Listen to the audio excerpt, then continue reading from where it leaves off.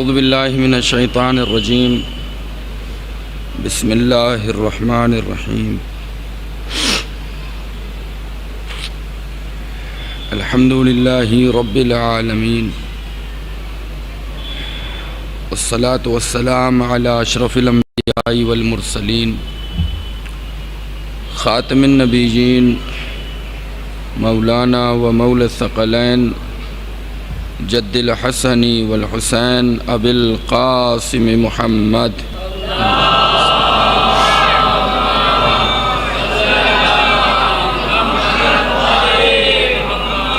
व आलिहि तय्यबीन अत्ताहिरीन अल-मासूमीन अल-मज़लूमीन व लअनतुल्लाहि अला आदाइहिम अजमईन। अम्मा बाद फ़क़द क़ाल अल्लाहु तबारक व तआला बिस्मिल्लाहिर रहमानिर रहीम हुवल्लज़ी अरसला रसूलहु बिल हुदा व दीनिल हक़ लियुज़हिरहु अलद्दीन कुल्लिहि वलौ करिहल मुशरिकून। परवरदिगारा बेहक़ मोहम्मद व आले मोहम्मद अलैहिस्सलाम तुझसे दुआ करते हैं हमारी अब तक की अंजाम दी गई तमाम इबादतों और आज की ये इबादत जो हम अंजाम देने के लिए जमा हुए हैं, इसे अपने शरफ़ कबूलियत में जगह इनायत फरमा। परवरदिगारा हमारे नौजवानों की हिफाजत फरमा, हमारे बच्चों की हिफाजत फरमा, हमारे बुज़ुर्गों का साया हमारे सरों पर बाक़ी रख। परवरदिगारा जो अफराद हमारे दरमियान से जा चुके हैं उनकी मग़फ़िरत फरमा, उनके दरजात को बुलंद फरमा। परवरदिगारा हमेशा हमें दीन इस्लाम और अहले बैत अलैहिमुस्सलाम की खिदमत करने की तौफ़ीक़ इनायत फरमा। परवरदिगारा हमारे इस्लाम के ख़िलाफ़ जो ताकतें साजिश कर रही हैं उनको नीस्त नाबूद फरमा। परचम इस्लाम को सरबुलंदी इनायत फरमा। परवरदिगारा मुक़द्दस मकामात और रोज़ों की हिफाजत फरमा, उनकी इन रोज़ों की हिफाजत करने वाले मुहाफ़िज़ों की हिफाजत फरमा। रोज़ों की हिफाजत करते हुए जो अफराद शहीद हो गए हैं उनको जवार मासूमीन में अलैहिमुस्सलाम में जगह इनायत फरमा। उनके वारिसीन को सब्र जमील इनायत फरमा। परवरदिगारा हम सबको हज व ज़ियारत की तौफ़ीक़ इनायत फरमा। परवरदिगारा हमें भी ये तौफ़ीक़ दे कि हम अपनी आँखों से शहज़ादी सकीना के रोज़े की ज़ियारत कर सकें। हमारे उलमा और मराजे किराम का साया हमारे सरों पर बाक़ी रख। हमारे आखिरी इमाम के ज़ुहूर में ताजील फरमा। हम सब को उनके आवान व अंसार में शुमार फरमा। एक मरतबा सलवात पढ़ लें मोहम्मद व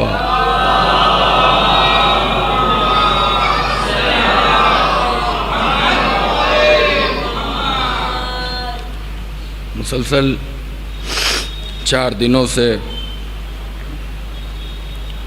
तरक्की, आज़ादी और दीन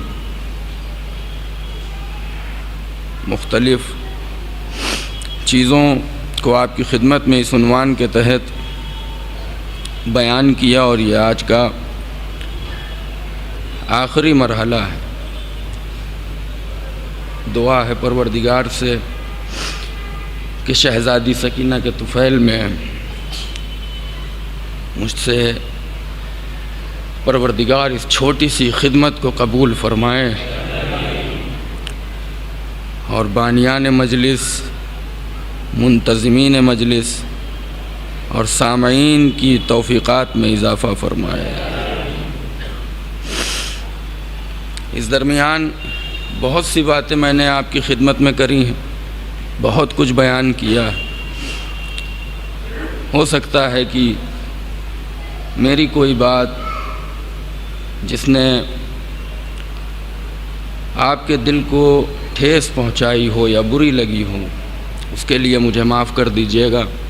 मकसद किसी भी तरीक़े से आपकी हुर्मत, इज़्ज़त और शरफ़ को पायमाल करना नहीं है। मकसद सिर्फ़ और सिर्फ ये है कि दौर हाज़िर में जो ताकतें इस्लाम के ख़िलाफ़ जमा होकर महाज खोले खड़ी हैं इस्लाम को नीस्त व नाबूद करने के लिए, उनकी तरफ सिर्फ़ और सिर्फ हम मुतवज्जे हो जाएं, ये बहुत बड़ी बात है।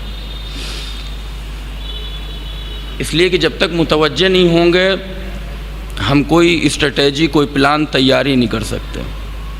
अपने दुश्मन से लड़ने के लिए, उसको हराने के लिए और दौर हाजिर के इस सॉफ्ट वार में कामयाब होने के लिए सबसे पहले जिस चीज़ की ज़रूरत है वो ये कि दुश्मन को पहचाना जाए कि दुश्मन है कौन।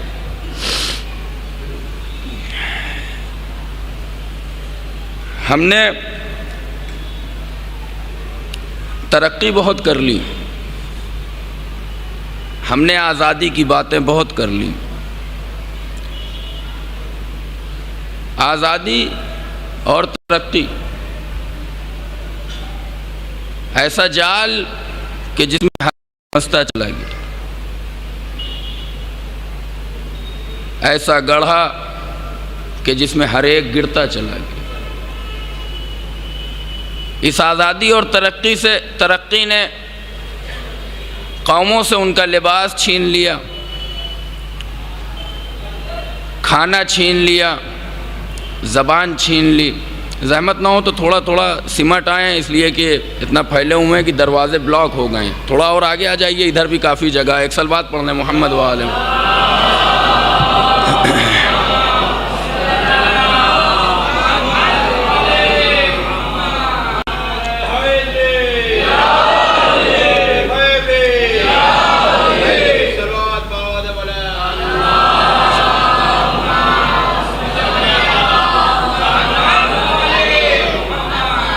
सोच के बहुत कुछ आया हूँ, बस दुआ ये करिए कि जो आया हूँ वो पढ़ ले जाऊँ, और अगर मैं वो सारी चीज़ें पढ़ ले गया तो इंशाअल्लाह नतीजा आप तक पहुँच जाएगा और आप बहुत महजूज होंगे। आज़ादी ऐसा लफ्ज़ कि जिससे हर एक को बेवकूफ़ बनाया जा सकता है। बड़े से बड़े पढ़े लिखे को आप बेवकूफ़ बना सकते हैं, बड़े से बड़े जानकार को बहकाया जा सकता है, बड़े से बड़े प्रोफेसर को इसके नाम पे भड़काया जा सकता है। ईरान में जो लिबरल कल्चर के लोग हैं, जो आज़ादी के ख्वाहिशमंद अफराद हैं, जिनको दीन से कोई लेना देना नहीं है, ईरान में उनसे आप मिलिए, वो कहेंगे कि भाई साहब आप तो हिंदुस्तान में रहते हैं, क्या कहना, क्या आज़ादी है, आप तो बड़े आज़ाद हैं। हम आज़ाद हैं? हम कौन से आज़ाद हैं भाई जो आप नहीं हैं? ब्रिटिश एम्पायर में 1947 में हम भी आज़ाद हो गए थे, आप भी शाह की हुकूमत से आज़ाद हो गए, तो आप भी आज़ाद, हम भी आज़ाद नहीं, आप ज़्यादा आज़ाद हैं। क्यों? न यहाँ ड्रिंक करने को मिलता है, न यहाँ शराब है, न यहाँ क्लब हाउस हैं, न यहाँ नाच सकते हैं, न डांस कर सकते हैं, न बीचेज़ हैं। वहाँ माशाअल्लाह मुंबई है, दिल्ली है, गोवा है, शराब पीने की आज़ादी है? ये सारी चीज़ें हैं कि नहीं? हमने कहा बात आपकी सही है। हिंदुस्तान वाले से पूछा तो उसने कहा यहाँ की आज़ादी भी कोई आज़ादी, आज़ादी तो बैंकॉक में है, आज़ादी तो थाईलैंड में है। ये लीजिए, ईरान वाला कह रहा है हिंदुस्तान में आज़ादी, हिंदुस्तान वाला कह रहा बैंकॉक में आज़ादी। बैंकॉक वाले और थाईलैंड वाले से पूछा भाई आपके यहाँ भी बड़ी आज़ादी है, पूरी दुनिया में आपकी आज़ादी के चर्चे हैं, तो बैंकॉक वाले ने कहा कि यहाँ की आज़ादी भी कोई आज़ादी, आज़ादी तो अमेरिका में है, आज़ादी तो अमेरिका में है। अमेरिका पहुँचे, न्यूयॉर्क वाले से पूछा, न्यू जर्सी वाले से पूछा, वाशिंगटन वाले से पूछा, कैलिफोर्निया वाले से पूछा, तो उसने कहा कि इन शहरों में भी कोई आज़ादी है। आज़ादी के ख्वाहिशमंद अफराद न्यूयॉर्क छोड़ के मियामी जाते हैं, गौर कर रहे हैं आप? इसका मतलब यह है कि आज़ादी एक ऐसा लफ्ज़ है कि जिसकी ख्वाहिश जितनी बढ़ती जाएगी, जितना आप उसके पीछे भागते जाएंगे, ख्वाहिश और बढ़ती जाएगी। और कभी हकीकी आज़ादी इंसान को नसीब होने वाली नहीं है। और ये एक बात याद रखिएगा, कोई भी इंसान किसी दूसरे इंसान को वो आज़ादी दे ही नहीं सकता जो आज़ादी उसको चाहिए। कोई इंसान दूसरे इंसान को वो आज़ादी दे ही नहीं सकता जो आज़ादी उसको चाहिए। क्यों? इसलिए कि अगर कोई इंसान, मिसाल के तौर पर हिंदुस्तान के हुकूमत में जो लोग काबिज हैं, जो इस मुल्क को चला रहे हैं, वो हमको हर तरीक़े की आज़ादी दे दें तो आप पता नहीं क्या मांगेंगे, मुझे नहीं पता। मैं जो चीज़ मांगूंगा जानते हैं क्या है? मैं सबसे पहली चीज़ मांगूंगा कि आप अपने ओहदे से हटिए, मुझे बिठाइए। उसने हमें आज़ादी दे दी कि जो चाहे करो, जो चाहे खाओ, जो चाहे मांगो, मुकम्मल आज़ादी। आपका पता नहीं आप क्या मांगेंगे। मैं कहूँगा अपने ओहदे से हटो, इस्तीफ़ा दो, मुझे बिठा लो अपनी जगह। इसका मतलब यह है कि जब इंसान किसी दूसरे इंसान पर हुकूमत करके उसको आज़ादी देगा तो खुद उसकी आज़ादी ख़तरे में पड़ जाएगी। यानी इंसान इंसान को आज़ादी नहीं दे सकता, तो फिर आज़ादी देगा कौन? कहा ऐसी शख्सियत और ऐसी ज़ात इंसान को आज़ादी दिला सकती है और आज़ादी दे सकती है कि जिस ज़ात को आज़ादी देने के बाद उस ज़ात की हुकूमत ख़तरे में न पड़े, और वो सिर्फ और सिर्फ परवरदिगार की ज़ात है कि वो मुकम्मल आज़ादी दे भी देगा तब भी उसकी हुकूमत पे आँच आने वाली नहीं है। क्यों? इसलिए कि उसकी हुकूमत किसी की दी हुई ज़ाती है। और क्या? यानी इसका मतलब समझेगा? इसका मतलब यह है कि आज़ादी अगर किसी को चाहिए तो वो आज़ादी सिर्फ और सिर्फ दीन के दायरे में मिल सकती है। बहुत तवज्जो करिएगा जो बातें आज आपकी खिदमत में बयान होने वाली। कहाँ मिलेगी आज़ादी? दीन के दायरे में। क्यों मिलेगी दीन के दायरे में? देखिए, आज़ादी तो हर एक की बात कर रहा है कि हम आज़ाद हैं, हम आज़ादी दे रहे हैं, हमारे यहाँ कल्चर आज़ाद है, खाना पीना आज़ाद है, ये तो हर मुल्क बात कर रहा है। लेकिन दिक्कत क्या है? सब कुछ है, क्या नहीं है? सुकून नहीं है, इत्मीनान नहीं है, चैन नहीं है, मन को शांति नहीं है। आज़ादी बहुत कर ली, तरक्की के बड़े बड़े मराहिल को तय कर लिया, लेकिन उसके बावजूद जो चीज़ नसीब नहीं हुई वो क्या है? सुकून। जो आज़ादी दीन से हट के होगी वहाँ आज़ादी तो मिलेगी, तरक्की तो होगी, लेकिन सुकून। लेकिन जब आज़ादी दीन के दायरे में मिलेगी, दीन के हुदूद में मिलेगी, दीन के कवानीन और अहकामात बुनियाद पर मिलेगी, तो आज़ादी भी मिलेगी और सुकून भी मिलेगा, तरक्की भी मिलेगी और इत्मीनान भी मिलेगा। देखिए, मुकदमा है, तमहीद है, और गुफ्तगू जिस मरहले पर जाने वाली है उस तक मैं आपको ले जाने वाला हूँ। बहुत तवज्जो से सुनिएगा आज की इस मजलिस को। क्या नहीं है? सुकून नहीं। जब सुकून नहीं है तो नतीजा क्या हुआ? लोगों ने आश्रम का कॉन्सेप्ट लोगों के दरमियान रखा। आश्रम किस लिए बनाए गए? इसीलिए ताकि तुमको सुकून दिया जा सके। जो सुकून देने के लिए आश्रम खोल के बैठे थे, उन्होंने दूसरों के घरों का सुकून छीन लिया। आज जेलों में हैं, दूसरों के घरों का सुकून छीन लिया, चैन छीन लिया, इत्मीनान छीन लिया, शांति भंग कर दी। ठीक है, ऐसा हुआ या नहीं हुआ? इसका मतलब यह है कि आश्रम में भी सुकून नहीं है। और तो फिर सुकून मिलेगा कहाँ?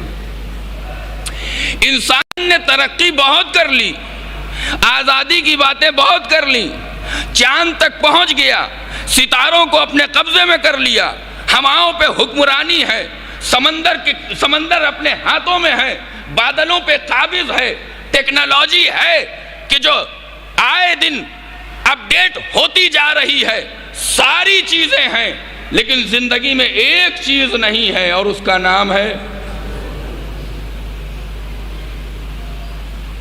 कपड़े उतार दिए गए, न मिला तो क्या? खाने बदल दिए गए, न मिला तो क्या? जबान चेंज करके देख ली गई, लेकिन ना मिला तो क्या? तो फिर सुकून ढूंढा कहां जाए?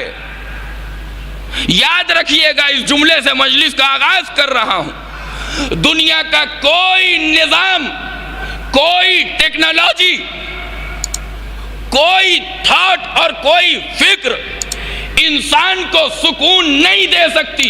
इंसानियत, बशरियत और इंसानी समाज को अगर सुकून चाहिए तो ये सुकून सिर्फ और सिर्फ दीन दे सकता है, मजहब दे सकता है, धर्म दे सकता है। ये जुमले याद रखिएगा, काम आएंगे।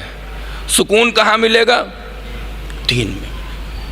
अब मैं यहाँ पे दीन की तफरीक नहीं करूँगा कि कौन सा दीन, नहीं, हर दीन सुकून देता है, हर मजहब सुकून देता है, हर धर्म सुकून देता है। तो फिर इसका मतलब क्या होगा कि हर धर्म सही है? यही तो नतीजा निकलेगा कि भाई जब हर धर्म सुकून देता है, लेकिन ये फैक्ट है कि धर्म में, दीन में, मजहब में ही सुकून मिलेगा। सुकून दीन के बाहर नहीं मिलेगा। दीन के बाहर जो सुकून लेने की कोशिश हो रही थी, आज़ादी और तरक्की की जो बातें हो रही थी, उसका नतीजा क्या हुआ कि सब कुछ तो मिल गया और अपने आप को आज़ाद तस्वुर करने लगे, लेकिन जैसे ही आज़ादी की आगोश में जाके सोने की कोशिश की तो पता चला नहीं, अभी भी हम गुलाम हैं। किसके? 2 टैबलेट्स के। नींद की गोलियां ज़रूरी हैं। क्यों? इसलिए कि ज़िंदगी में क्या नहीं है? सुकून देगा कौन? दीन, धर्म, मजहब। जब इसकी आगोश में आओगे तो क्या मिलेगा? सुकून मिलेगा। कोई भी धर्म हो, कोई भी मजहब हो, तो अब बेहतर कौन है, बरतर कौन है, अफजल कौन है, इसका फैसला कैसे हो? का जो भी दीन जिसकी जामेइयत सबसे ज्यादा होगी, सुकून वहां ज्यादा होगा। बहुत गौर करिए, जिस दीन की जामेइयत जितनी ज्यादा होगी, जिस दीन के अंदर कमाल जितना ज्यादा होगा, जो दीन जितना जामे और कामिल होगा, उस दीन में उतना ज्यादा सुकून मिलेगा। बल्कि लफ्जों को बदल के यूं कहा जाए कि जब दीन कामिल होगा तो सुकून भी कामिल होगा। अब मैं आपसे एक सवाल कर रहा हूं। सुबह में एक नशिस्त थी छोटी सी, वहां ये सवाल किया था, और ये सवाल इसीलिए उनसे किया था चूंकि मुझे यहां पे सवाल करना था। ठीक है, तो मैं वो सवाल कर रहा हूं, सुनिएगा। जामे दीन है कौन सा? कामिल दीन है कौन सा? भाई सुकून सबसे ज्यादा कहां मिलेगा? जो दीन जितना जामे होगा, कामिल होगा, कंप्लीट दीन। ठीक है, वहीं सबसे ज्यादा यानी कामिल सुकून वहीं मिलेगा। जामे दीन है कौन सा, इसका फैसला किया जाए। कामिल दीन है कौन सा, इसका फैसला किया जाए। मैं आपसे जवानों से एक सवाल कर रहा हूं, और यह रिसर्च का एक टॉपिक है, तहकीक का एक उन्वान है जो आपके हवाले कर रहा हूं। अगर आप सर्च करना चाहें, रिसर्च करना चाहें, तहकीक करना चाहें तो कर सकते हैं। और जब आप तहकीक के नतीजे तक पहुंचे तो मेरे इल्म में इजाफा करिए और मुझे बताइए कि जो आपने पढ़ा था वो गलत था, सही ये है। ठीक है, बिला तकल्लुफ इल्म में इजाफे के लिए मुझसे आप सवाल करिए। जो मैं मजलिस पढ़ रहा हूँ उससे रिलेटेड जो भी सवाल है, जितने भी सवाल हैं आप करिए। मुझे पता होगा तो मैं कहूँगा हाँ ये इसका जवाब है, नहीं पता होगा तो सीधे सीधे कह दूंगा मुझे नहीं पता। शर्माने वाली कोई बात ही नहीं है। आप ज़्यादा इसरार करेंगे तो मैं कह दूंगा ठीक है, किताबें पढ़ के बता दूंगा, किसी अपने बुजुर्ग उस्ताद से पूछ के बता दूंगा। लेकिन ये नहीं होगा कि गलत जवाब दिया जाए, हट धर्मी नहीं, यही सही है, नहीं, ऐसा कुछ नहीं है। ठीक है, अगर आपको इस सवाल का जवाब मेरे जवाब से हट के कुछ मिले तो मेरे इल्म में बिला तकल्लुफ इजाफा करिए। सुनिए सवाल क्या? क्या दुनिया के तमाम धर्मों में, इस्लाम के अलावा दुनिया के तमाम मज़ाहिब में, तमाम अदियान में इस्लाम की तरीके से कहीं सजाओं का तस्करा है?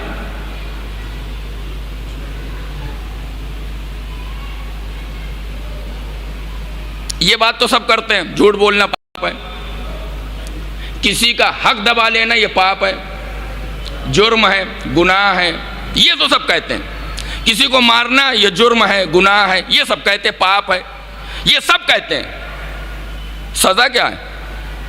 का सज़ा हर धर्म में जाओगे तो एक ही चीज़ मिलेगी, क्या? जहन्नम, नरक। इस्लाम क्या कहता? नहीं, जहन्नम से पहले इस चोरी करने वाले के लिए हम इस दुनिया को जहन्नम बना देंगे। 100 कोड़े मारो शराबी के लिए। चोरी कर रहा है, हाथ काट दो। ज़िना कर रहा है, संसार करो। ये चीज़ें हैं या नहीं है? इस्लाम के अलावा कहीं और हैं? इसका मतलब ये है, इसका मतलब जानते क्या हुआ? इसका मतलब ये है कि आपका धर्म ये चाहता है कि ये इंसान, ये मुजरिम, ये गुनाह करने वाला, ये कत्ल करने वाला, ये शराब पीने वाला कहाँ जाएगा? जहन्नम में जाएगा, नरक में जाएगा, आग में जाएगा। लेकिन अगर इसको सज़ा न दी जाएगी तो ये लोगों के लिए इसी दुनिया को जहन्नम बना देगा। इस्लाम क्या कह रहा है? इससे पहले कि तुम दूसरों के लिए जहन्नम तैयार करो, हमने तुम्हारे लिए सजाएं रखी हैं। क्या ये सजाएं दूसरे धर्मों में हैं? मैं संविधान की बात नहीं कर रहा, मैं कानून की बात नहीं कर रहा, मैं बात कर रहा हूं धार्मिक किताबों की, दीनी किताबों में। कहां है? इस्लाम में है। अब इस्लाम में आएंगे तो फिरके कितने? अब ज्यादा सुकून कहां? भाई पूरी तवज्जो। इस्लाम में फिरके कितने? 73। अब ज्यादा सुकून कहां? कहा आइए मैं एक वाकया आपको दिखाता हूं, फैसला आप करेंगे कि ज्यादा सुकून कहां। हुर का नाम तो हुर है लेकिन आजाद नहीं है। हुर का नाम तो हुर है लेकिन आजाद। मौलाना कोई दलील है आजाद न होने की? हमने कहा दुनिया में सबके पास आजादी थी लेकिन नहीं था तो? हुर का टहलना बता रहा है कि नाम हुर है, सुकून नहीं है। हुर का चक्कर लगाना बता रहा है कि नाम हुर है लेकिन सुकून नहीं है। हुर का खैमों के अंदर आना जाना बता रहा है कि नाम हुर है लेकिन सुकून नहीं है।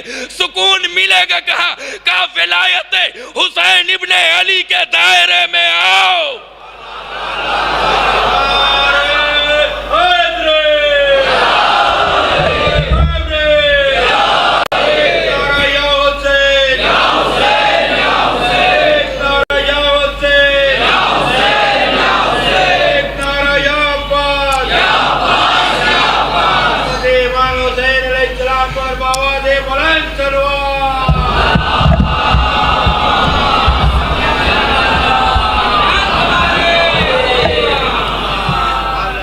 मतलब ये है जनाबे हुर का वाकया ये बता रहा है कि नाम हुर होना कमाल नहीं है, हकीकत में आज़ाद होना ये कमाल है। तो फिर ये आज़ादी हकीकी मानों में मिलेगी कहाँ? का सारी दुनिया के लिए नमूना और आइडियल बन के जा रहा हूँ कि जब भी दुनियावी जिंदगी की तरक्की और आज़ादी में सुकून न मिले तो इस्लाम के 73 फिरकों के दरमियान उस फिरके को अपनाना जहाँ विलायत अली इब्ने अबी तालिब हो।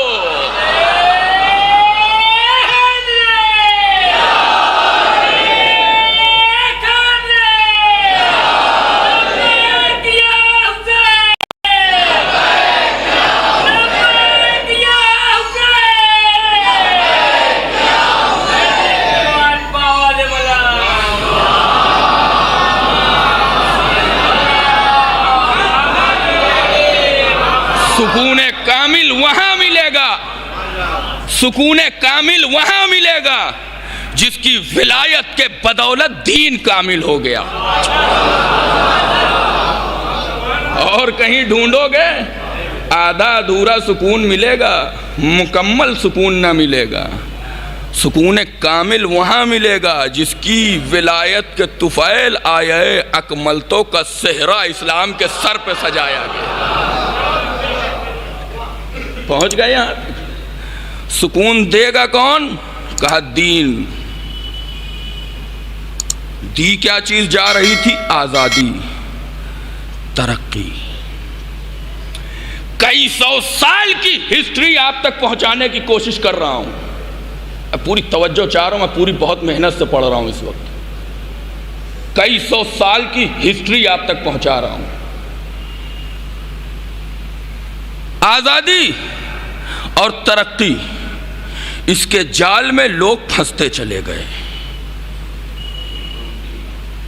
Fashion, modernity, freedom, liberty, capitalism, liberalism, actress की तकलीद, हीरोज़ की सुन्नत पे अमल करना, बहुत सी मिसालें दे चुका हूँ, ठीक है। जैसे ब्रेसलेट, ठीक है, ये रसूल की सुन्नत नहीं है, ये बगैर मीम के मुसलमान की सुन्नत, ठीक है। बहुत सी मिसालें दे चुका हूँ। ये बाल जिनको देखने के बाद बुजुर्गान ये तसव्वुर करते हैं कि आदमी जा रहा है या उड़न तश्तरी जा रही, ये कल्चर कहाँ से आया? सब वही। इन सारी चीज़ों का नाम जानते हैं क्या है? इन सारी चीज़ों का नाम, ये फैशन, मॉडर्निटी, फेमिनिज्म और ये सारी चीज़ें, इन सारी चीज़ों का नाम जानते हैं क्या है? इन सारी चीज़ों का नाम है अमेरिकन लाइफ स्टाइल। पूरी तवज्जो, कई सौ साल की हिस्ट्री का खुलासा बयान करने जा रहा हूं आपकी खिदमत। अमेरिकन लाइफ स्टाइल, अमेरिका के लिए उसकी शान है क्या? American life style. अमेरिका के लिए उसकी जान है अमेरिकन लाइफ स्टाइल। अमेरिका के लिए उसकी इज्जत है अमेरिकन लाइफ स्टाइल। अमेरिका के लिए उसकी आबरू है अमेरिकन लाइफ स्टाइल।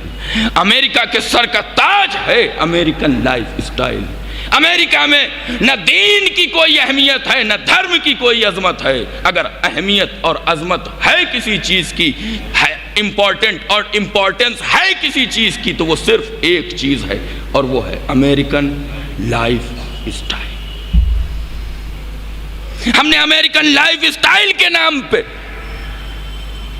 लोगों को आज़ादी दिलाने के वादे तो कर लिए, तरक्की की बातें तो कर ली, मॉडर्निटी के जाल में फंसा तो लिया, फैशन के गड्ढे में इनको गिरा तो दिया, लेकिन जो चीज़ हम नहीं दे पा रहे हैं उसका नाम है, दलील क्या है? सबसे ज़्यादा यूरोपियन कंट्रीज़ में एंटी डिप्रेशन दवाओं का इस्तेमाल होना। सबसे ज़्यादा यूरोपियन और अमेरिकन कंट्रीज़ में एंटी डिप्रेशन दवाओं का इस्तेमाल होना इस बात की दलील है कि अमेरिकन लाइफ स्टाइल के नाम पर, फैशन के नाम पर, मॉडर्निटी के नाम पर, तरक्की के नाम पर, आज़ादी के नाम पर, लिबरलिज्म के नाम पर, कैपिटलिज्म के नाम पर आगे तो बहुत बढ़ गए, लेकिन सुकून,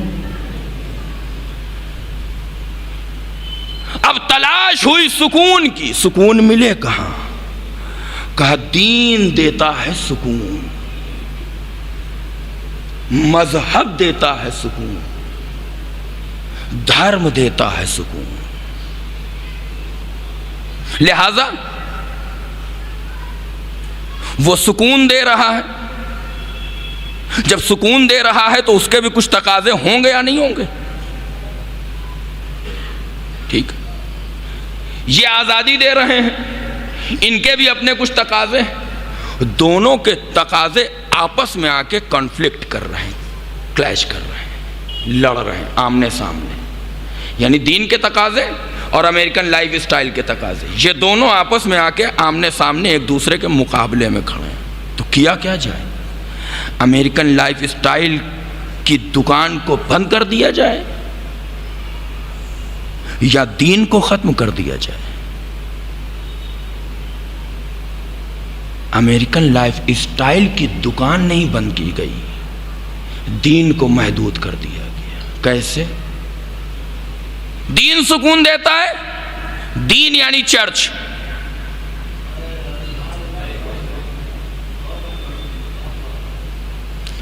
धर्म से सुकून मिलता है, धर्म यानी संडे।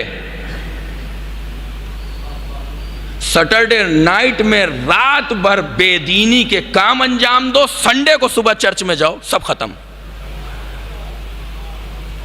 यानी वो दीन जो जिंदगी के हर शोबे के लिए आया था, उसको महदूद कर दिया गया एक चार दीवारी में। पूरे हफ्ते के एक दिन में, संडे यानी दीन, चर्च की चार दीवारी यानी दीन, उसके अलावा सब कुछ क्या है? American life style. बहुत तवज्जो से कई सौ साल की हिस्ट्री का खुलासा पेश कर रहा हूं आपकी खिदमत। जिस दीन से हमारे लोगों को खतरा था इस बात का कि अमेरिकन लाइफ स्टाइल से दूर हो जाएंगे, हमने उस दीन को महदूद कर दिया। चर्च, संडे, यही है दीन। इसके अलावा दीन नाम की कोई चीज अभी मैंने पढ़ा ही कहां है कुछ। 4 दिनों से अभी मैंने पढ़ा ही कहां है कुछ। मैंने न्यू वर्ल्ड ऑर्डर नहीं पढ़ा, मैंने 30 ईयर्स वॉर नहीं पढ़ा, मैंने अफगानिस्तान नहीं पढ़ा, मैंने इराक नहीं पढ़ा, मैंने बायोलॉजिकल वॉर नहीं पढ़ा, मैंने पी हंटिंगटन की किताब क्लैश ऑफ सिविलाइजेशन अभी नहीं पढ़ा, मैंने end of history and the last man अभी नहीं पढ़ा, मैंने हेनरी कैसेंजर नहीं पढ़ा, मैंने यूरोप का कल्चर अभी नहीं पढ़ा, मैंने उस्मानी एम्पायर अभी नहीं पढ़ा, मैंने हॉलीवुड में बनाई जाने वाली इस्लाम और आपके आखिरी इमाम के खिलाफ मूवीज के बारे में अभी नहीं पढ़ा। वक्त कहाँ है इतना? अभी मैंने पढ़ाई क्या है? ये तो सिर्फ इशारा कर रहा हूं, हर एक की तफसील है, और इसीलिए थोड़ी दिक्कत हो रही है बातों को पहुंचाने में, क्योंकि पहली बार मैं आपको खिताब कर रहा हूं। सुनिए, दिन कहाँ महदूद हो गया? चर्च में। दिन कौन सा? संडे। उसके अलावा सब कुछ क्या है? American life style. यानी जिस जगह से सुकून मिलने वाला था उस जगह को ताला लगा दिया गया ताकि ये हमारे मुकाबले पे आने ना। यहां पे बात रोक रहा हूं, एक दूसरी तरफ चल रहा हूं। पूरी तवज्जो। हिस्ट्री के बच्चे, हिस्ट्री पढ़ने वाले बच्चे, हिस्ट्री पढ़ने वाले स्टूडेंट, 1895 थियोडोर हर्ज़ल क्या है? यहूदी है। ऐसा यहूदी है जिसने ज़ायोनिज्म की बुनियाद रखी, जिसे आप सायोनिज्म कहते हैं, ठीक है। 1895 में किताब लिखी द स्टेट ऑफ ज्यूस। किस मकसद के तहत? कि दुनिया में हर कम्युनिटी का अपना एक मुल्क है, यहूदियों का भी एक मुल्क होना चाहिए, और हमारा मुल्क क्या है? वही फ़िलिस्तीन, जहाँ प्रेजेंट टाइम में उन्होंने इजराइल के मनहूस वजूद को बसाए रखा है। 1995 1996 में इसी मकसद के तहत वियना, ऑस्ट्रिया की राजधानी में एक मीटिंग होती। 1896 में वियना में ऑस्ट्रिया की राजधानी में एक मीटिंग होती। 1898 ज़ायोनिज्म कांग्रेस बनाई जाती है बेसल सिटी में, स्विट्जरलैंड। गौर करिए, 1895, 96, 98। पूरी तवज्जो चाह रहा हूं। सन 1897 जहां 1898 में मीटिंग रखी गई, ज़ायोनिज्म कांग्रेस की बुनियाद डाली गई, एक अजीम कॉन्फ्रेंस है, मजमा ही मजमा, भीड़ ही भीड़ है। गूगल पे सर्च करेंगे, फोटोज मौजूद हैं, आर्टिकल्स मौजूद हैं, किताबें मौजूद हैं, न्यूज़पेपर की न्यूज़ मौजूद है, सारी चीज़ें मौजूद हैं। 1895 में किताब लिखी गई, 1896 में वियना, 1898 में बेसल, 1897 मैंने इन 2 सालों के गैप करके जानबूझ के 1897 को लास्ट में जिक्र किया। 1897 मैंने कहा ना कि अभी न्यू वर्ल्ड ऑर्डर के बारे में कहाँ पढ़ा है, अभी फ्रीमेसनरी के बारे में कहाँ पढ़ा है, अभी इल्यूमिनेटी के बारे में कहाँ पढ़ा है, अभी सैटनिज्म के बारे में कहाँ पढ़ा है, अभी शैतान परस्ती के बारे में कहाँ पढ़ा है। अभी तो बहुत कुछ पढ़ना बाकी है। गौर करिए, फ्रीमेसनरी यानी वो लोग जो शैतान की परस्तिश करते हैं, ये सिंबल में बात करते हैं, सिंबल में बात करते हैं। वर्ल्ड ट्रेड सेंटर 2 बिल्डिंग है, 9/11 पे गिरना, 9 भी फ्री मैसनरी की निशानी है। 11 भी फ्री मैसनरी का अपना एक गिनती है, अदद है। और वो जो ट्विंस टावर 11 बन के खड़े हुए हैं वो भी शैतानी सैटनिज्म की एक सिंबल है। नहीं जाना चाहता यहाँ, वरना बहुत दूर तक बात निकल जाएगी। दीन के बाहर कुछ नहीं है, वो कुरान में जो शैतान का तस्करा है वहीं पे आगे बात खत्म होगी। कुरान और दीन के बाहर और अहले बैत से हट के कोई गुफ्तगू नहीं करता मैं, और न मैं इस बात का कायल हूँ कि दर अहले बैत से हट के कोई गुफ्तगू की जाए। अहले बैत से जो हट जाता है वो काबिले लानत हो जाता है, जो अहले बैत के दर पे आ जाता है वो काबिले रहमत हो जाता है। हट के कोई गुफ्तगू नहीं। फ्री मैसनरी, फ्री मैसन्स यानी शैतान परस्त, सैटनिज्म, शैतानों की पूजा करने वाले और उसकी इबादत और उसको खुदा मानने वाले। और ज्यूज़ यानी यहूदियों के दरमियान 1897 में बेसेल स्विट्ज़रलैंड के सिटी में एक मीटिंग हो रही है। सवाल था जो पहली मजलिस से लगातार कर रहा हूँ, हम आज़ाद हैं या नहीं हैं? जवाब क्या था? अगर कोई कह रहा है कि हम आज़ाद हैं तो एकदम फैक्ट है कि गलत कह रहा है, अभी है नहीं। देखिए, मतलब आपकी बात अलग है, आपकी बात अलग है। क्यों अलग है? क्योंकि आप आते हैं मिसली ला युबायो मिसलाह के दायरे में। आप आते हैं मिसली ला युबायो मिसलाह के दायरे में। यानी क्या? यानी हुसैन जैसा, कभी यजीद जैसे की बैत अगर अमेरिका, ज़ायोनिज्म, ताकतें, यहूदी साजिशें, इजराइल वक्त की यजीदियत है तो फिर ईरान बैत न करेगा क्यों? मिसली ला युबायो मिसला। सऊदी ने बैत कर ली, बहरीन ने बैत कर ली, यूनाइटेड अरब इमिरेट्स ने बैत कर ली, ओमान ने बैत कर ली, कतर ने बैत कर ली, टर्की ने बैत कर ली, जॉर्डन ने बैत कर ली। तुमने क्यों ना करी? उनके पास सब कुछ था, हुसैन नहीं था। हमारे पास कुछ नहीं है, Hussain.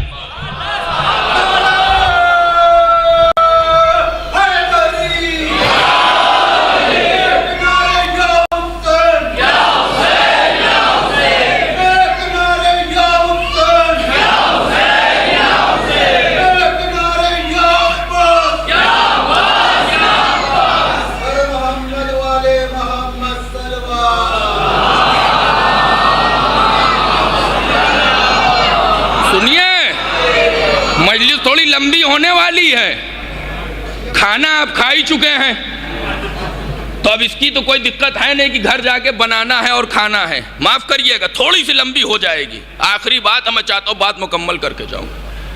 1897 meeting free masonry, free masons और ज्यूस, यहूदी और शैतान परस्तों के दरमियान। हम आज़ाद हैं या नहीं? नहीं। क्यों? अब जवाब सुनिए। जो आपसे मैं कह रहा था ना कि हम आज़ाद, हमसे मतलब दुनिया के लोग, हमारी बात ज़रा अलग, ठीक है? आज़ाद नहीं है। क्यों? दलील सुनिए। 1897 मीटिंग हुई, क्या किया जाए कि दुनिया हमारी गुलाम बन जाए। ऐसा क्या जाल बिछाया जाए कि सारी दुनिया पर हमारा कब्जा हो जाए। दुनिया घूम रही है लेकिन हम चाहते हैं कि दुनिया हमारे इशारे पे घूमे। 24 पॉइंट लिखे गए कि ये 24 पॉइंट हैं, इन पे अमल करना है, इनको बरूए कार लाना है। इनको बरूए कार अगर ले आएंगे तो सारी दुनिया पे हमारा कब्जा होगा। उन 24 पॉइंट को सन 1905 में पहली बार रशिया में प्रिंट करके किताब की शक्ल में शाया किया गया, छपा गया। उन्वान, protocols of the elders of Zion, सह्यूनिज्म के बुजुर्गों के प्रोटोकॉल। तादाद कितनी है?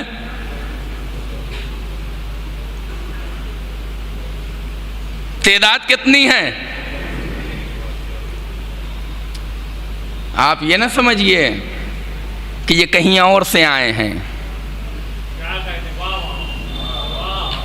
तादाद कितनी है ये न समझिए कि ये कहीं और से आए हैं। जिन्हें दुनिया आले सऊद समझ रही है वो कुछ नहीं है सिवाय आले यहूद के। यहीं से आए हैं।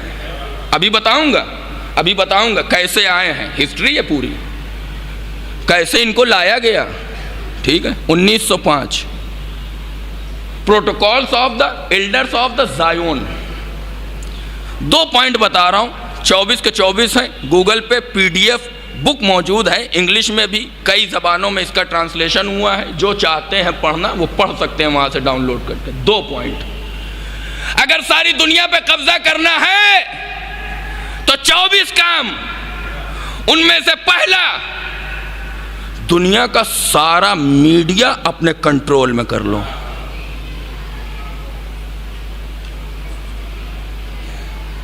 दूसरा, दुनिया का सारा बैंकिंग का सिस्टम अपने अंडर में कर लो। ऐसा हुआ या नहीं हुआ? गूगल पे जब आप सर्च करेंगे ये उन्वान देके protocols of the elders of the Zion, तो जो आर्टिकल्स निकलेंगे उनमें कहा ये फेक है, फ्रॉड है, ऐसा कुछ नहीं हुआ, और ये किसी ने अपनी तरफ से लिख के जो है वो हम मान लेते कि हाँ ये फ्रॉड है। लेकिन अगर हम अपनी आंखों से देख ना रहे होते कि मीडिया भी आज यहूदियों के अंडर में है, बैंकिंग भी आज यहूदियों के अंडर में, ऐसा हुआ या नहीं हुआ? मीडिया की मिसाल मैंने दिया ना, रूपर्ट मुर्डॉक, दुनिया का सबसे बड़ा आदमी जिसके पास दुनिया का सबसे बड़ा मीडिया एम्पायर है। हॉलीवुड में Universal movies, Universal, Paramount, DreamWorks, MGM, Goldmayer, Warner Bros, ये सारे नाम वो हैं मूवीज बनाने वाले जिनके मालिक कौन? यही यहूदी मालिक फिर मूवीज बनाते हैं। एक्स-मैन, एपोकलिप्स, यही यहूदी मूवी बनाते हैं। ड्यून, यही यहूदी मूवी बनाते हैं 2012। यही यहूदी मूवीज बनाते हैं किसके खिलाफ? इस्लाम के खिलाफ।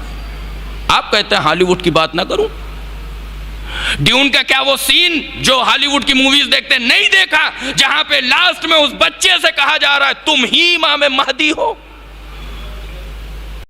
World war Z Brad Pitt की मूवीज में क्या ये नहीं दिखाया गया कि दुनिया में अगर कोई खतरा आता है तो सबसे सेफेस्ट सिटी का नाम यरूशलेम है? क्या एक्स-मैन एपोकलिप्स में वो जो विलन दिखाया गया है उसमें सारी अलामतें वो नहीं है जो हमारे इमाम की है?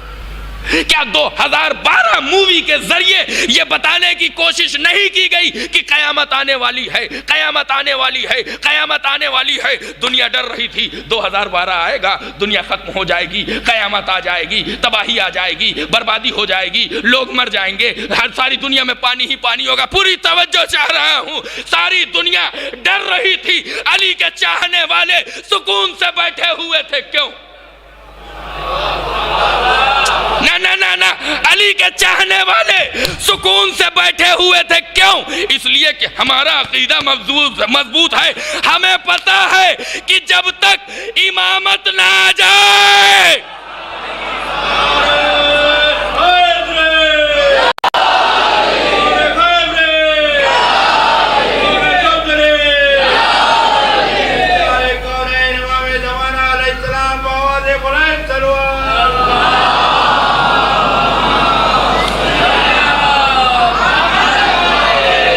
जब तक इमामत ना आ जाए, हमें कयामत की क्या मजाल। जो हमारी तरफ निगाह उठा के देखे, दुनिया कयामत से डरे तो डरे। दुनिया, गौर करिए, दुनिया कयामत का इंतजार कर रही। कभी कहा जाता है 2000 में आएगी, कभी 2012 हो जाता है, कभी 2050 हो जाता है, कभी 2024 हो जाता है, कभी 2100 हो जाता है। दुनिया बातें बना रही है, हम इंतज़ार कर रहे हैं इमाम कब आएंगे, इमाम कब आएंगे, इमाम कब आएंगे। जिस क़यामत का तुम इंतज़ार कर रहे हो वो क़यामत भी इमामत के पीछे चल रही है। गौर कर रहे हैं क्या? नहीं है इसमें नेपोक्लिस में विलन के सूरत में सारी इमाम ज़माना की अलामतें? ना पढ़ूं, ना बयान करूं, अपने बच्चों को मुतवज्जे ना करूं इन बातों की तरफ। मीडिया हमारे हाथ में। दुनिया को अगर गुलाम बनाना है तो मीडिया हमारे हाथ में। बैंकिंग पढ़े मेरे बच्चे, देखे मेरे बच्चे, दौरे हाजिर मेरे जवानों, इंटरटेनमेंट का ज़माना नहीं है ना, इंटरटेनमेंट का ज़माना नहीं है, एजुटेनमेंट का ज़माना है। देखो मज़े के लिए मत देखो, सीखने के लिए देखो। मैंने बहुत सी मूवीज़ के नाम गिना दिए। देखो इंटरटेनमेंट के लिए नहीं, एजुकेशन के लिए देखो, अपने इल्म में इजाफे के लिए देखो, और फिर सोचो कि ये क्या हो रहा है। मैंने क्या कहा? जब तक दुश्मन को जानोगे नहीं उससे मुकाबला करोगे कैसे? बैंकिंग का निजाम कब्जा है या नहीं है? गारंटी से कह रहा हूं, पूरी दलील के साथ, पूरे वर्ल्ड का स्टॉक मार्केट किसके हाथ में है? यहूदियों के हाथ में।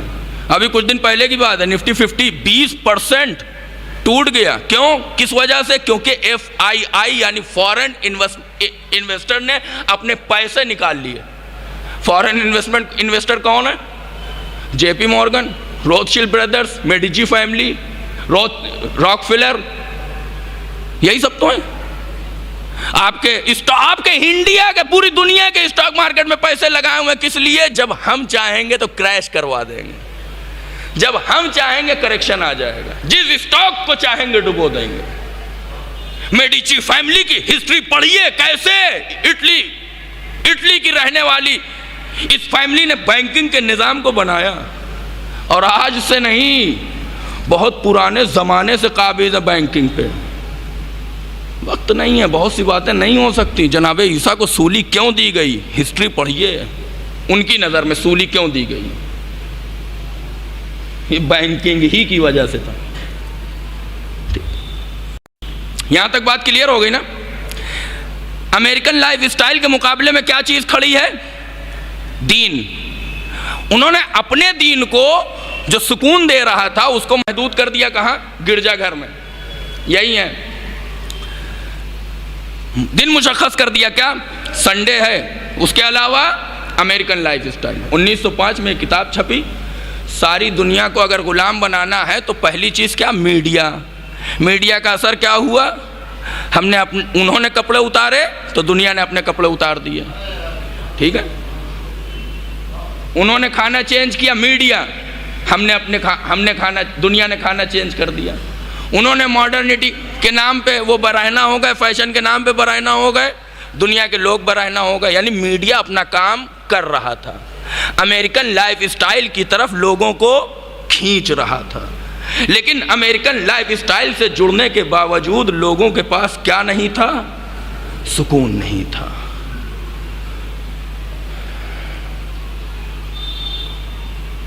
थियोडोर हर्ज़ल ने क्या कहा था कि मुल्क बनाना है कहाँ? फिलिस्तीन में। किसके लिए? यहूदियों के लिए। कब कहा था? 1895 में। 1914 में फर्स्ट वर्ल्ड वॉर की शुरुआत होती। बहुत गौर से सुनिए, मैं बहुत पढ़ा लिखा नहीं हूँ, मुझे बहुत हिस्ट्री आती नहीं, गलत हो तो टोक दीजिएगा। मतलब टोकना तो शायद सही ना हो, लेकिन बाद में बता दीजिएगा कि मौलाना ये आपने गलत पढ़ा। 1914 में, गौर करिएगा, क्या प्लान है? यहूदियों के लिए एक मुल्क बनाया जाए। देखिए, तरक्की और आज़ादी की बात आएगी और ये थोड़ी तमहीद है, इसको समझ लेंगे तो वो बात बहुत आसान हो जाएगी। 1914 में फर्स्ट वर्ल्ड वॉर की शुरुआत होती। 1916 साइक्स एंड पीको एग्रीमेंट, जिसके तहत क्या होता है? उस्मानी एम्पायर यानी दीन क्या देता है? दीन, सुकून। उस्मानी एम्पायर उस्मानी खिलाफत को दो हिस्सों में तकसीम कर दिया गया।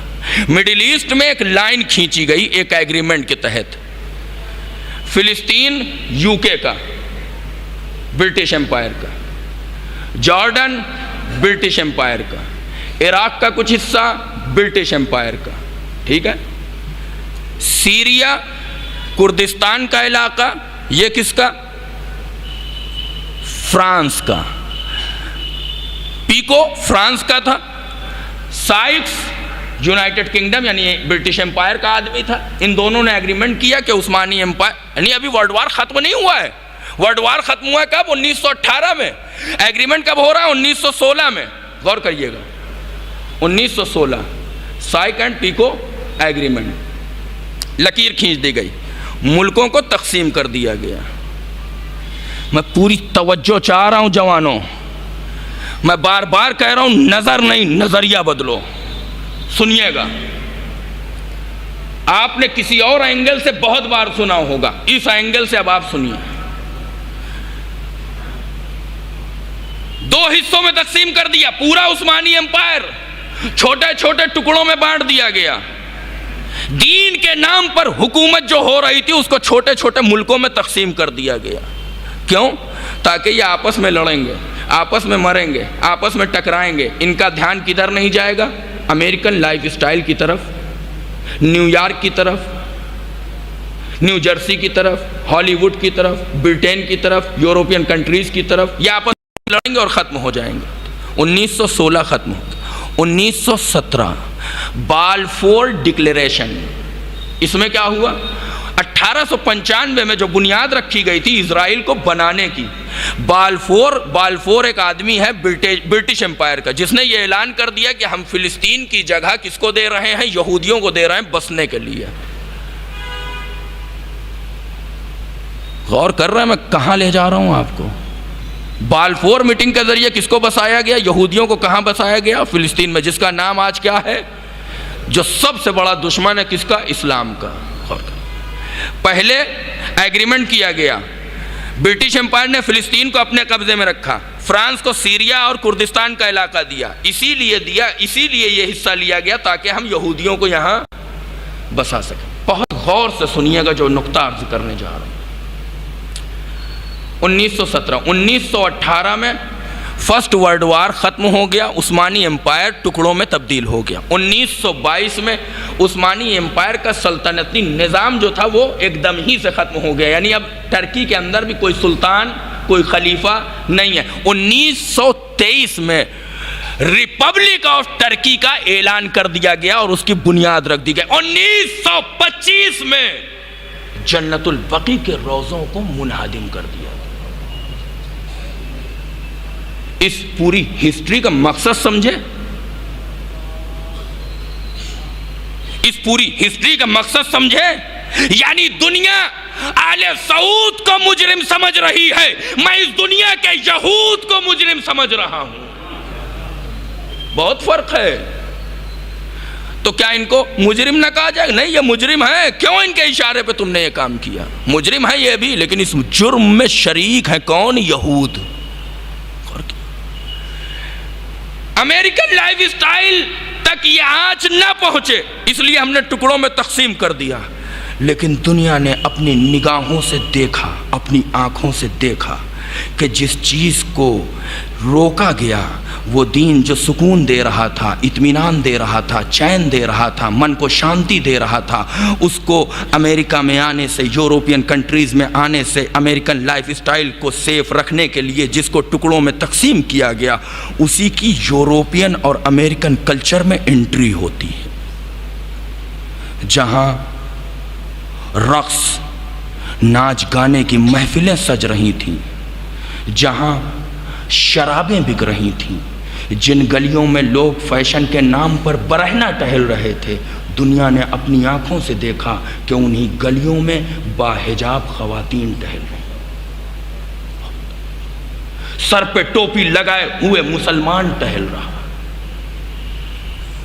दाढ़ी रखे हुए इंसान टहल रहा। यानी इस्लाम यूरोपियन कंट्रीज में पहुंच चुका था, अमेरिका के कल्चर में पहुंच चुका था। जिन गलियों में बियर बार हुआ करते थे, अब उन्हीं गलियों में मस्जिदें खुल रही हैं, मदरसे बनाए जा रहे हैं, हिजाब पहना जा रहा है, टोपी लगाई जा रही है। जहां गानों के अलावा कोई आवाज न सुनाई देती थी, वहां अल्लाह अकबर और कुरान की तिलावत की आवाज आ रही है। आप समझे, अमेरिकन लाइफ स्टाइल को खतरा है, अमेरिकन लाइफ स्टाइल फिर से खतरे में। यानी वो सुकून ढूंढते ढूंढते अमेरिका के लोग इस्लाम के दामन की तरफ आ रहे हैं। इस्लाम के दामन में अपने सर रखने के लिए तैयार है। क्यों? इसलिए कि सुकून की जरूरत है। टोपी दिखाई दे रही है, दाढ़ी दिखाई दे रही है, हिजाब दिखाई दे रहा है, अजानें सुनाई दे रही हैं, कुरान की तिलावत की आवाज आ रही है, मदरसे खुल रहे हैं, मस्जिदें बनाई जा रही हैं, लोग अल्लाह अकबर की सदाएं बुलंद कर रहे हैं, मोहम्मद के नाम की तस्बीह पढ़ी जा रही है। ये सारे काम कहाँ हो रहे हैं? अमेरिका में, फ्रांस में, यूरोप कंट्रीज में। आप सोचिए, इसीलिए फ्रांस सबसे पहला वो मुल्क बना जिसने हिजाब पे पाबंदी लगा दी, इस डर से कहीं ये मुहज्जबा खातून का कल्चर, हिजाब का कल्चर इतना ना फैल जाए कि हमारे यहाँ की औरतें भी हिजाब करने लगे। बहुत गौर करिएगा, बहुत गौर करिएगा। कई सौ साल की मैंने कहा आपकी हिस्ट्री पहुंचा रहा हूं आपकी खिदमत में। फिर से कल्चर है, अब क्या किया जाए? फिर से इसका मुकाबला किया जाए, फिर से इसके मुकाबले में खड़े हुआ जाए, फिर से इसको बदनाम करने की कोशिश की जाए, फिर लोगों को इस्लाम से दूर किया जाए, फिर लोगों को इस्लाम से बदजन किया जाए और इस्लाम के दामन पे कोई बुराई का धब्बा लगा दिया जाए। सोचिए अजीज़ान मोहतरम, जरा गौर करिए। इसका ऐसा नहीं कि मुकाबला नहीं किया गया, नहीं, मुकाबला किया गया और तरह तरह के हथियारों से मुकाबला किया गया, तरह तरह के तरीके अपनाए गए हैं इस्लाम से मुकाबला करने के लिए। कौन कौन से तरीके? इस्लाम को बदनाम किया जा रहा था, कभी आतंकवाद के नाम से, कभी दहशतगर्दी के नाम से, कभी गरी के नाम से, कभी ओल्ड फैशन के नाम से, तो कभी बैकवर्ड कह के, कभी गैर तालीम याफ्ता कह के। ये सारे धब्बे लगाए जा रहे थे, लेकिन इस्लाम था जो आगे बढ़ रहा था, इस्लाम था जो सुकून दे रहा था, इस्लाम था जो इत्मीनान दे रहा था, इस्लाम था जो चैन दे रहा था। गौर करिए, जिस दौर में इस्लाम के खिलाफ इतनी महाज आराइयाँ हो रही थी कि इस्लाम हमारे कल्चर में आने ना पाए, उस ज़माने में एक और ताकत थी। यानी इस्लाम से मुतमईन हो चुके थे। क्यों? इसलिए कि अब हमने इन्हें टुकड़ों में तकसीम कर दिया है, अब ये हमारा कुछ कर नहीं सकते। लेकिन इस्लाम धीरे धीरे धीरे धीरे आगे बढ़ रहा था। आगे बढ़ते बढ़ते इटली तक पहुंच गया। इटली में उस वक्त दुनिया के सबसे अमीर फैमिलीज में एक नौजवान लाइव न्यूयॉर्क में पैदा होने वाला फैमिली, इटली की, न्यूयॉर्क की लाइब्रेरी में किताबों को पढ़ने के लिए जाता है। अचानक कुरान पे नजर पड़ती है, इंग्लिश ट्रांसलेशन है, चाहता है कि लाओ मैं कुरान पढ़ूं। जैसे ही कुरान को खोला, ऐसा लगा जैसे कोई सुपर पावर है जो मुझसे गुफ्तगू कर रही है। कौन, किस फैमिली से ताल्लुक है? एडुआर्डो एगिनेली। किस फैमिली से ताल्लुक है? फिएट कंपनी के मालिक गियानी एगिनेली। ये कौन है? फिएट वो कंपनी जो फेरारी बनाती है, फिएट वो कंपनी जो मैसेराटी बनाती है। फेरारी की कीमत शुरू होती है 3.50 CR से, मैसेराटी की कीमत शुरू होती है 1.20 CR से। गियानी एगिनेली, he controlled 4.44% of Italy's GDP। Italy की टोटल GDP में 4.44% हिस्सा किसका है? फिएट के कंपनी के मालिक का। इटली की GDP कितनी है? $2.97 trillion. Trillion dollar, world's 12th biggest economy, 12वें नंबर। इतनी बड़ी कंपनी के मालिक का लड़का क्या हो गया? मुसलमान हो। क्या नहीं था उसके पास? फेरारी, मैजरेटी, फिएट कंपनी का मालिक, बड़े बड़े फुटबॉल क्लब का मालिक, बड़े बड़े कपड़े बेचने वाली कंपनी का मालिक, अरबों डॉलर का मालिक, सब कुछ था, नहीं था तो सुकून। अचानक से कुरान पे नजर पड़ी, जैसे ही कुरान को देखा सुकून भी मिल गया, इत्मीनान भी मिल गया, चैन भी मिल गई, मन को शांति भी मिल गई। इसने इतनी तरक्की की कि जाके इमाम खुमैनी से मिला, सैयद अली खामनाई से मिला, उनके पीछे नमाज पढ़ी, नाम रखा महदी।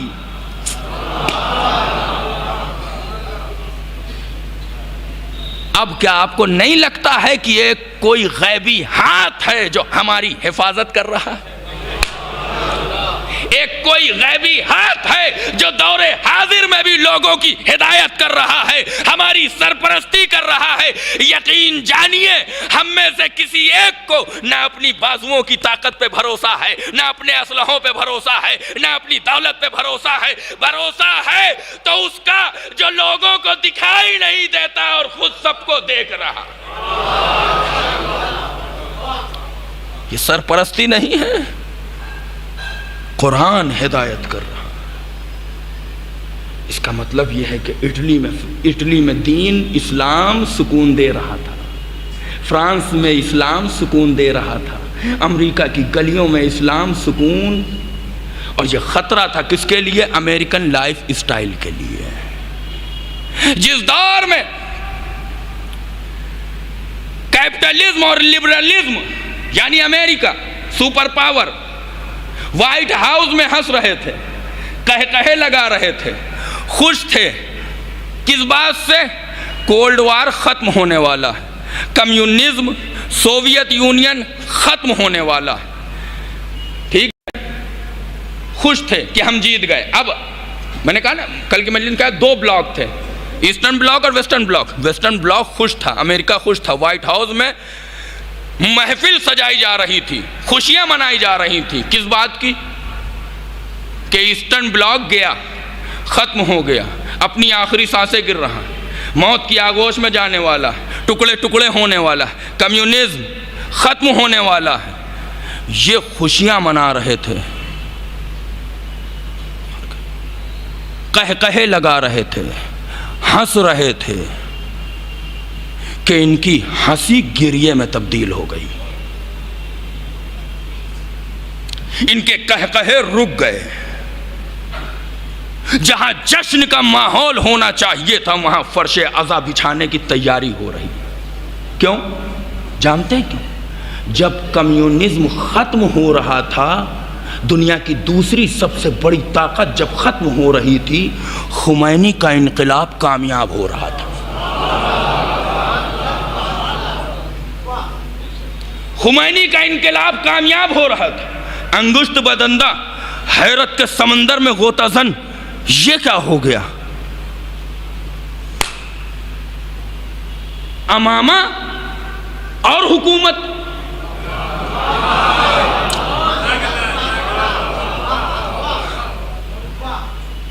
आप भी मोस्टली लोग यही समझते होंगे कि दीन का कोई ताल्लुक सियासत से नहीं है। मैं एक जुमला कहूं, दीन ही को यह हक हासिल है कि वो सियासत करे।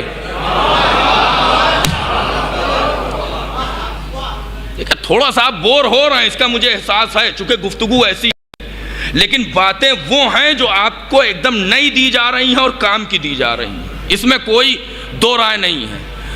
मोस्टली अफराद वो हैं जिन्होंने इन बातों को सुना नहीं होगा।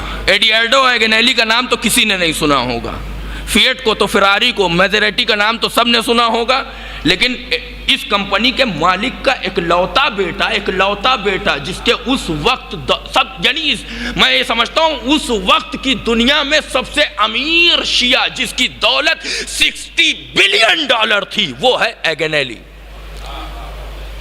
एडियार्डो एगनेली। जब खुशी मनाई जा रही थी, जब कहे लग रहे थे, वैसे ही न्यूज़ आई 1979 इस्लामी इनकलाब, अमामा और हुकूमत। दुनिया ये समझ रही थी अमामा यानी मस्जिद, दुनिया ये समझ रही थी अमामा यानी मुसल्ला, दुनिया ये समझ रही थी अमामा यानी मकतब, दुनिया ये समझ रही थी अमामा यानी मदरसा, दुनिया ये समझ रही थी अमामा यानी किताब, दुनिया ये समझ रही थी अमामा यानी फतवा। लेकिन ये क्या हो गया? अमामा और हुकूमत, अमामा और इनकलाब, अमामा और सियासत। इमाम खुमैनी यही तो बता के गए, यकीनन अमामा यानी मस्जिद, अमामा यानी मिंबर, अमामा यानी मुसल्ला, अमामा यानी कलम। जब तक जरूरत नहीं होती है अमामा मुसल्ले पे नजर आता है, अमामा मिंबर पे नजर आता है, अमामा मकतब में नजर आता है, अमामा मस्जिद में नजर आता है। लेकिन जब जरूरत पड़ जाती है तो यही मिंबर हथियार बनाया जाता है, ये कलम तलवार बना लिया जाता है।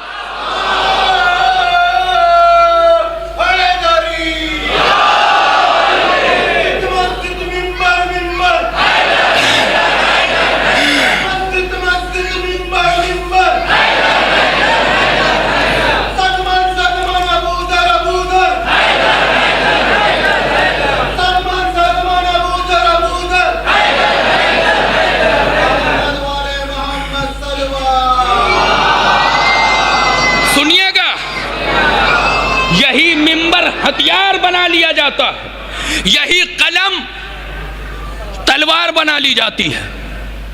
ये तो नई ताकत आ गई, अभी एक से मुकाबला हो नहीं पाया था सही से।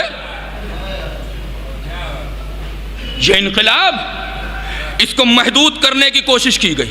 इसका मतलब यह है कि अमामा भी हुकूमत कर सकता है। इसका मतलब यह है कि सिर्फ मिसाइल खतरनाक नहीं है। अब समझे इनको कैसे रोका जाए?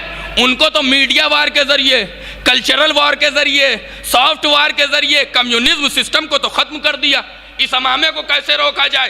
कहा अमामे को रोकने के लिए, इस्लाम को बदनाम करने के लिए, जैसे पहले 1922, 23 और 24 में आले सऊदी को बनाया गया, इस अमामे को रोकने के लिए अखबारी को बनाया।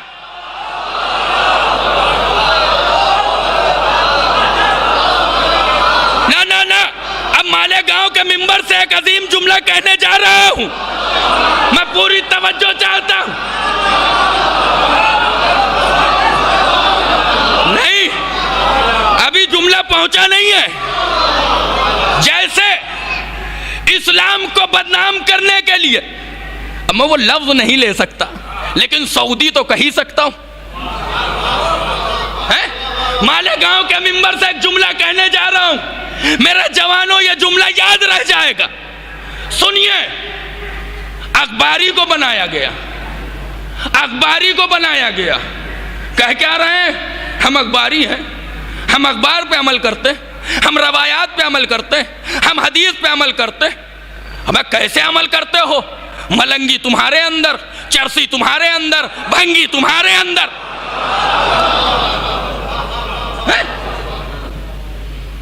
क्या कह रहे हैं? हम अखबारी हैं।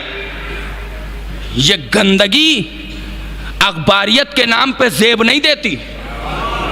ऐसे लोग अखबारी कहे जाने के काबिल हैं नहीं। तो अखबारी कौन? का अखबारियत यानी शेख कुलैनी, अखबारियत यानी शेख सदूक, अखबारियत यानी शेख हुर्र आमली, अखबारियत यानी शेख मुफीद, अखबारियत यानी अल्लामा मजलिसी। तो भैया ये कौन है? हमने कहा ये अखबारी नहीं, व्यापारी है।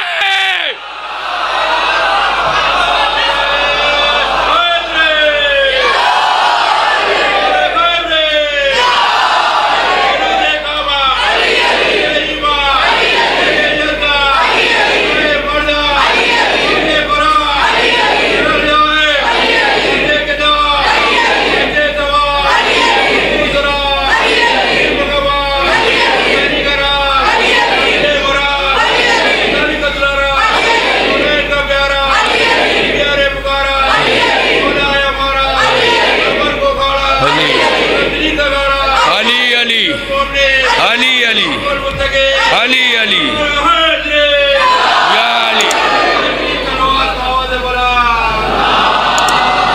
जहां तक लाइव चल रही है, जहां तक आवाज जा रही है, फतेहपुर से आया हूं, नाम शाहकार हुसैन, मालेगांव के मिंबर से पढ़ रहा हूं।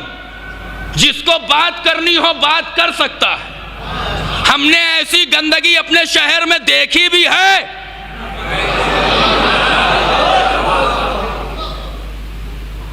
ये अखबारी हैं, शेख सदूक अखबारी हैं, शेख मुफीद अखबारी हैं, अल्लामा मजलिसी अखबारी हैं, शेख कुलैनी अखबारी हैं, इब्न कौलवाए अखबारी हैं। ये क्या है? क्या ये अखबारी नहीं, व्यापारी हैं। दलील नहीं मांगोगे क्यों? दलील नहीं मांगोगे क्यों? क्या व्यापारी कहो, व्यापारी क्यों? इजराइल के सिक्कों, अमेरिकी डॉलर्स और इजराइल के सिक्कों पे जो अपने अकीदे का सौदा कर ले,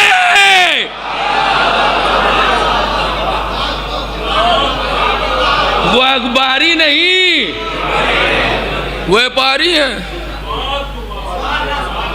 अपने आप को अब हम ही हैं मौला के चाहने वाले। इससे पहले भी यहूदियत ने एक फिरका बनाया था, हम ही हैं इस्लाम के मानने वाले।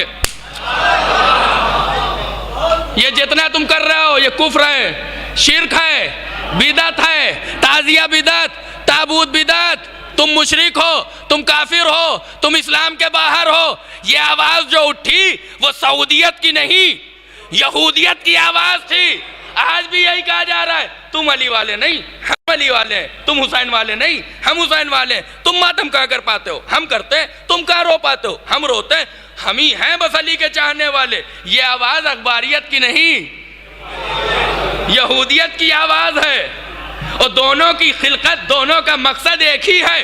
वो भी इस्लाम को बदनाम करने के लिए आए थे, ये भी इस्लाम को बदनाम करने के लिए आए। एक सलवात पढ़ ले, मोहम्मद वाले हैं।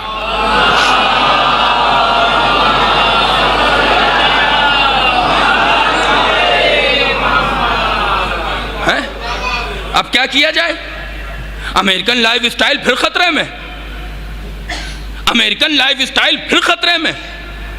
दीन इनकलाब पर बर्पा कर सकता है। हम तो समझ रहे तो उसके लिए असलहों की ज़रूरत होती, फौजों की ज़रूरत होती, टेक्नोलॉजी की ज़रूरत होती। यहाँ तो दीन इनकलाब बर्पा कर रहा है। ऐसा ना हो कि लोग अमेरिकन लाइफ स्टाइल छोड़ के दीन की तरफ चले जाएं। कहाँ चले जाएं? दीन की तरफ। अब क्या किया जाए? दीन को बदनाम करो। कैसे? दीन कौन लाया? हजरत मोहम्मद।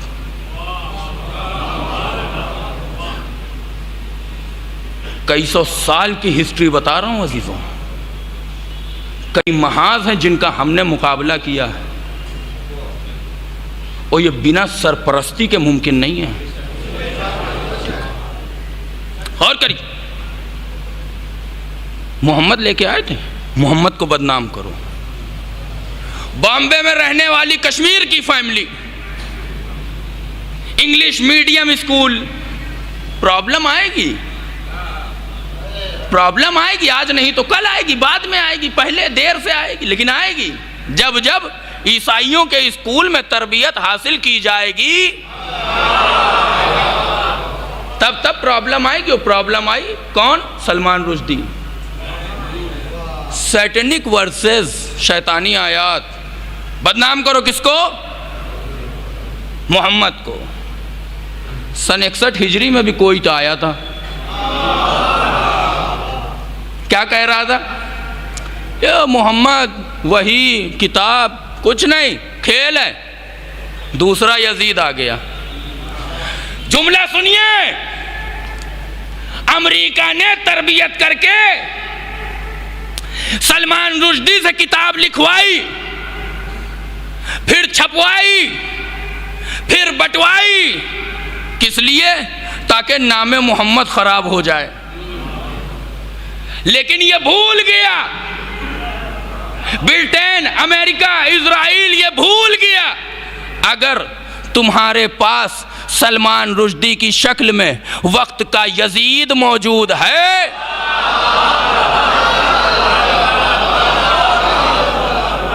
अगर तुम्हारे खैमे में सलमान रुश्दी की शक्ल में वक्त का यजीद मौजूद है तो इस्लामी खैमे में खुमैनी की शक्ल में वक्त का हुसैन मौजूद है।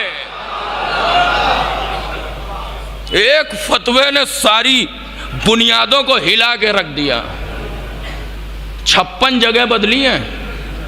10 मिलियन से ज़्यादा डॉलर्स, 10 मिलियन या 10 बिलियन से ज़्यादा डॉलर सिर्फ सिक्योरिटीज़ पे खर्च हुए हैं।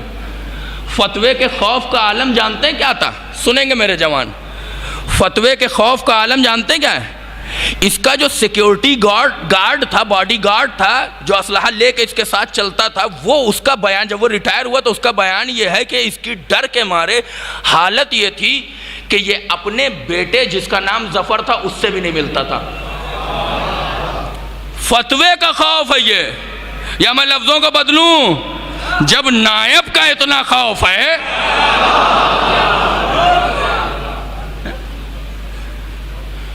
ये नहीं हो पाया। तस्लीमा नसरीन नहीं हो पाया। चार्ली हेब्दो कार्टून बनाया गया, नहीं हो पाया। कुरान फाड़ा गया, नहीं हो पाया। कुरान जलाया गया, नहीं हो पाया। एनिमेशन बनाए गए, नहीं हो पाया। आर्टिकल लिखे गए, नहीं हो पाया।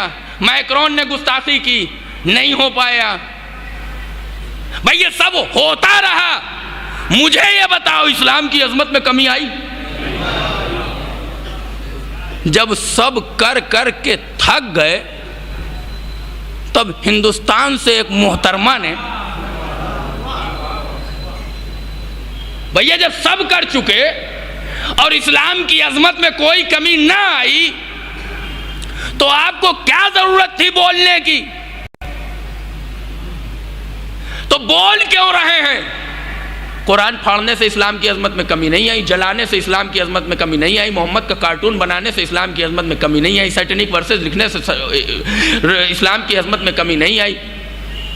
इतना सब कुछ करने से न नाम मोहम्मद की अजमत में कोई कमी आई, न इस्लाम की फजीलत में कोई कमी आई, न जाने कैसा मन बुद्धि इंसान है जो ये सोच रहा है कि माइक बंद कराने से इस्लाम की अजमत में कमी।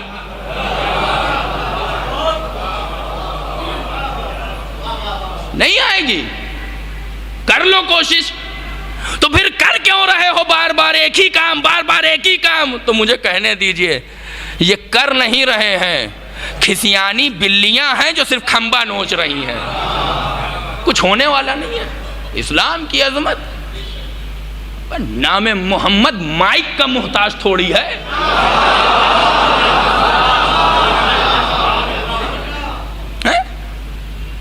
नाम मोहम्मद माइक का मोहताज थोड़ी है कि माइक ना होगा तो नाम मोहम्मद खत्म हो जाए। माइक अब क्या किया जाए? जिनको इन्होंने सोवियत यूनियन के खिलाफ तैयार किया था अफगानिस्तान में लड़ने के लिए, और अपने बनाए हुए लेटेस्ट और मॉडर्न टेक्नोलॉजी के हथियार दिए थे, यानी अल-कायदा। ठीक है, किसके लिए? रशिया के खिलाफ लड़ने के लिए इन्हें बनाया गया था। इनके नाम पर खुद से ट्विंस टावर गिराए गए और फिर इस्लाम को बदनाम ये किया गया। ये क्यों किया गया? आप इसको समझिए, इस कहानी को क्यों किया गया।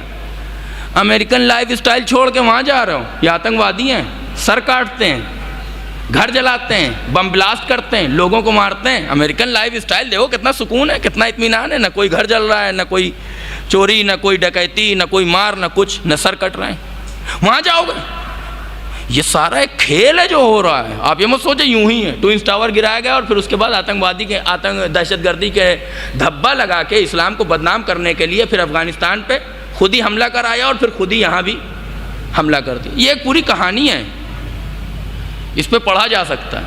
हमने खुद ही ने हमला कराया, CIA ने हमला कराया ट्विंस टावर पे, और फिर खुद ही जो है वो जाके अफगानिस्तान में क्या कर रहे हैं, हमला कर रहे हैं। बहुत गौर करिएगा, क्यों? ताकि इस्लाम को बदनाम किया जाए, इस्लाम को इधर आने से रोका जाए, अमेरिकन लाइफस्टाइल को तबाह बर्बाद होने से बचाया जाए।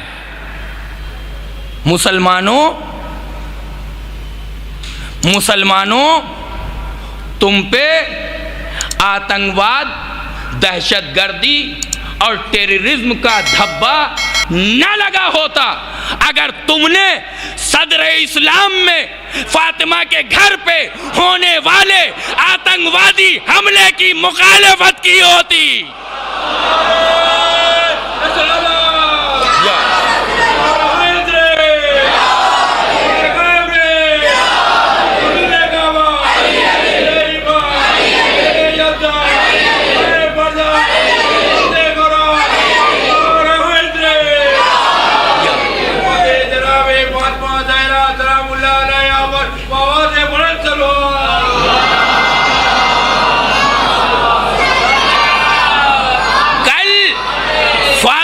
घर जल रहा था, तुम तमाशा देख रहे थे, आज दुनिया तुम पे हंस रही है और हम तमाशा देख रहे हैं।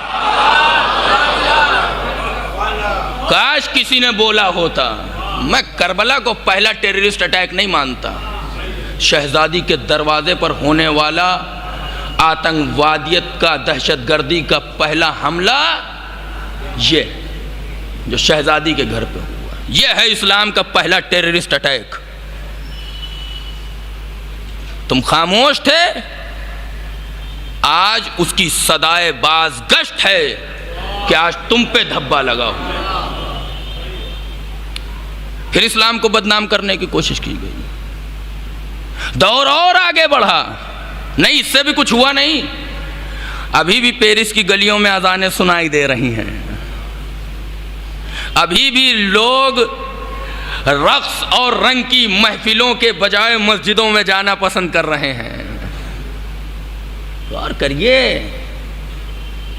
क्यों? सुकून दीन में मिल रहा था, सुकून मस्जिद में मिल रहा था, सुकून मजहब की आगोश में मिल रहा था, सुकून इस्लाम में मिल रहा था। क्या किया जाए, कैसे रोका जाए? का बाहर से बहुत कुछ हो चुका, अब इन्हीं के अंदर कुछ करो। किसको बनाया गया? दाइश को।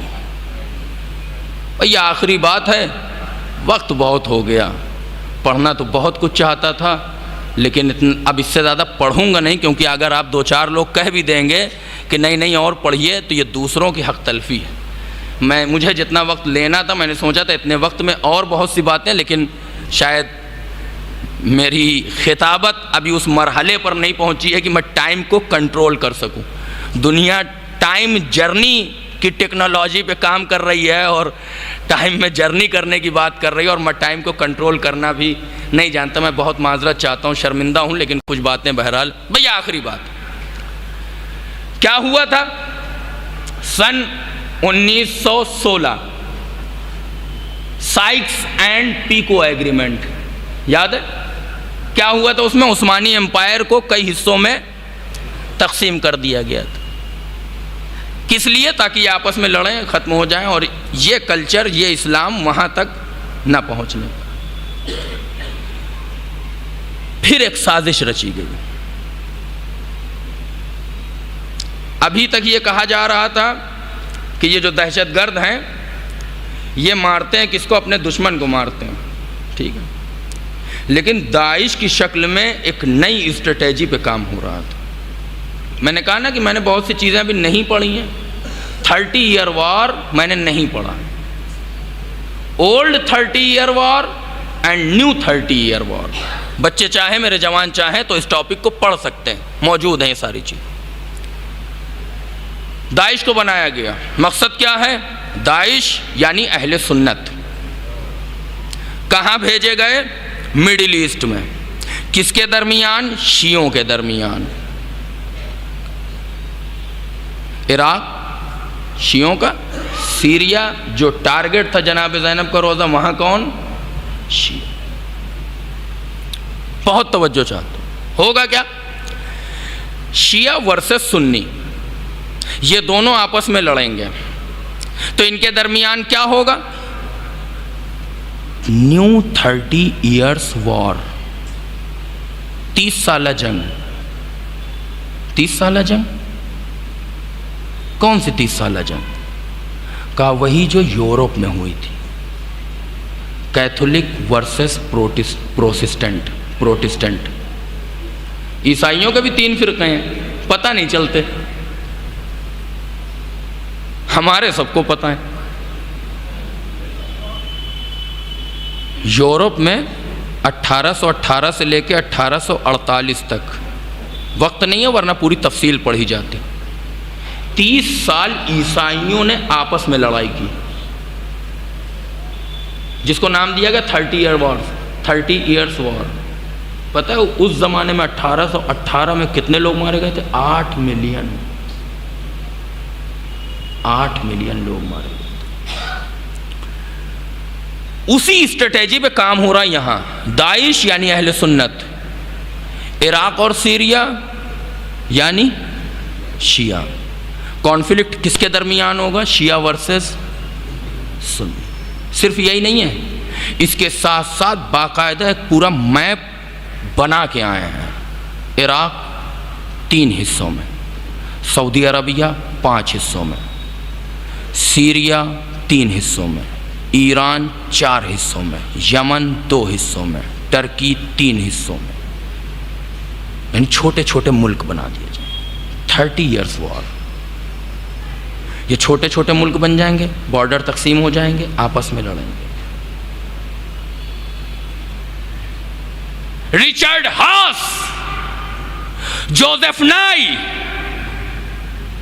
हेनरी कैसेंजर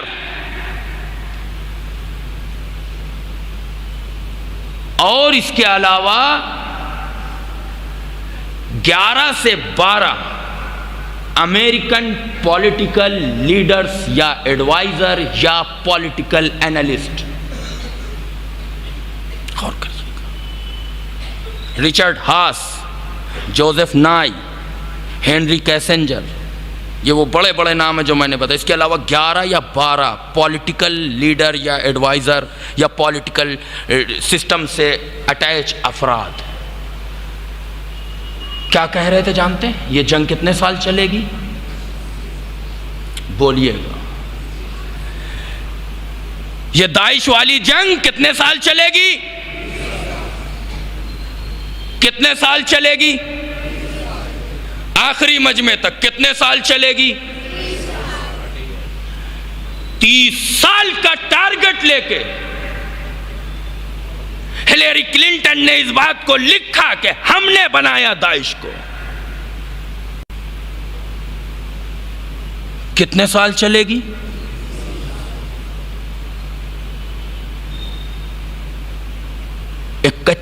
एक मामूली सा घर था,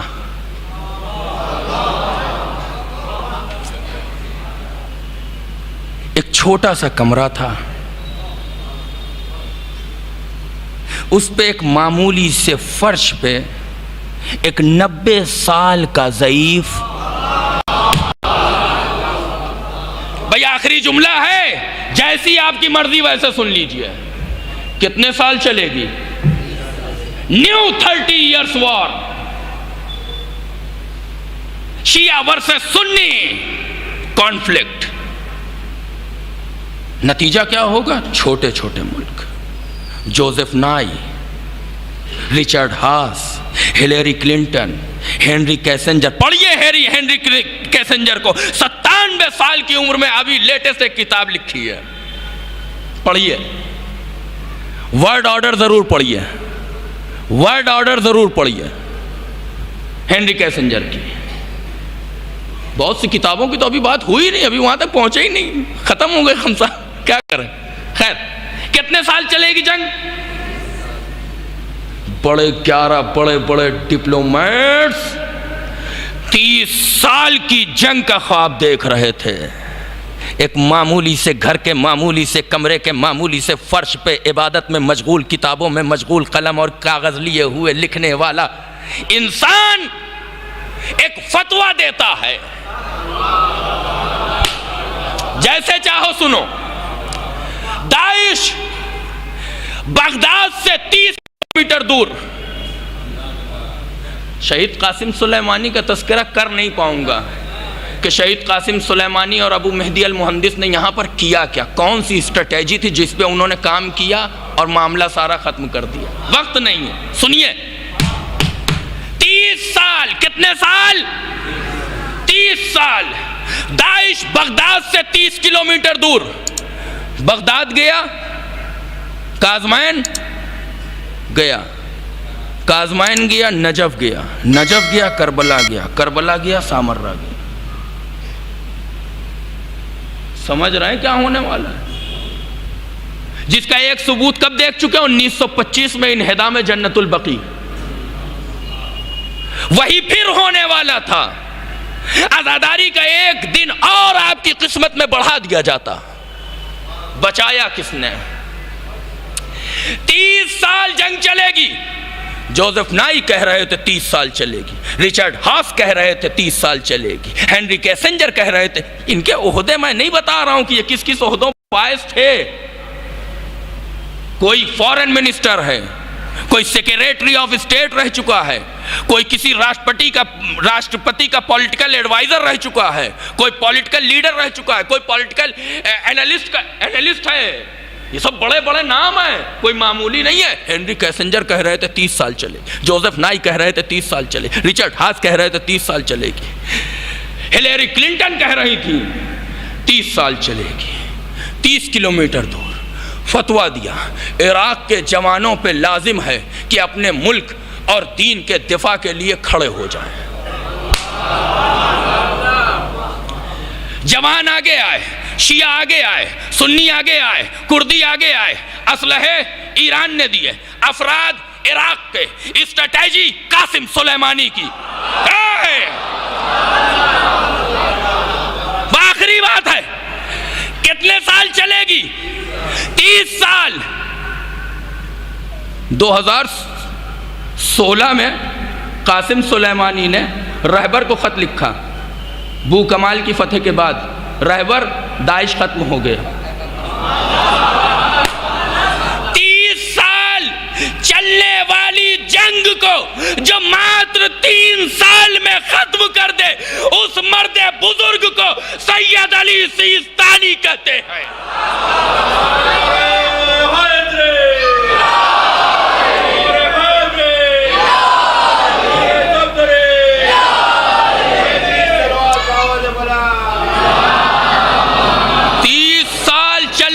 जंग को जो अपने एक फतवे से सिर्फ और सिर्फ 3 साल में खत्म कर दे,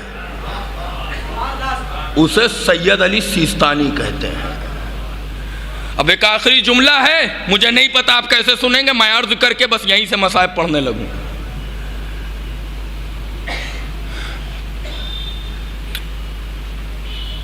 शख्सियत कौन सी पता है? सैयद अली सिस्तानी। मीडिया पे आते नहीं भाई। सियासत और पॉलिटिक्स से ताल्लुक़ रखने वाले कोई ना कोई अफराद तो यहाँ बैठे ही होंगे, 2-4 हैं, वो मुझे बताएं।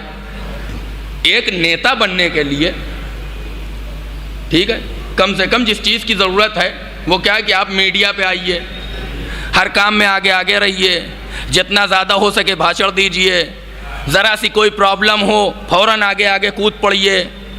यही तो होता है ना, किसी को हक दिला दीजिए, किसी की ज़मीन छुड़वा दीजिए, किसी की गाड़ी छुड़वा दीजिए, किसी को जेल से निकलवा दीजिए, यही सब तो होता है ना। सैयद अली सिस्तानी मीडिया पे आते नहीं, मिंबर पे जाते नहीं, सड़कों पे निकलते नहीं, इंटरव्यू देते नहीं। गौर करिए भाई, हम अभी खड़े हो जाएं और कहें हिंदुस्तान के किसी भी मसले पे कि भाई ये गलत बात है और यहाँ पे ऐसा होना चाहिए और हम इस बिल की मुखालफत करते, कोई मेरे पीछे आएगा? कोई नहीं आएगा। भैया आप कोई नेता हैं, आपको तो हमने कभी देखा नहीं कोई भाषण देते हुए, किसी रैली में नहीं देखा, किसी समारोह में नहीं देखा, किसी स्टेज पे नहीं देखा। तो ये सारी चीज़ें होनी चाहिए ताकि भीड़ बढ़े। ताकि भीड़ बढ़े। वो मिंबर पे आते नहीं, इंटरव्यू देते नहीं, मीडिया पे आते नहीं, कोई चैनल चलाते नहीं।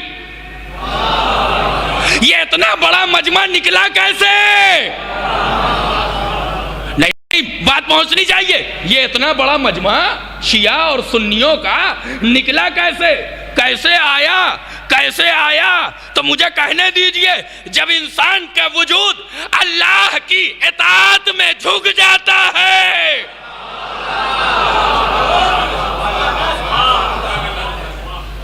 जुमला सुनिए, भीड़, मजमा, जवान कह रहे हैं, बच्चे कह रहे हैं हम भी जाएंगे, हम भी जाएंगे, हम भी जाएंगे। अब जुमला सुनिए, अगर नायब की आवाज पर, अगर नायब की आवाज पर पूरा इराक एक मकसद के लिए जमा हो सकता है, तो आप ताज्जुब न करिए अगर इमाम की आवाज पर पूरी दुनिया एक मरकज पे जमा हो जाए। एक सलवात पढ़ ले, मोहम्मद वाले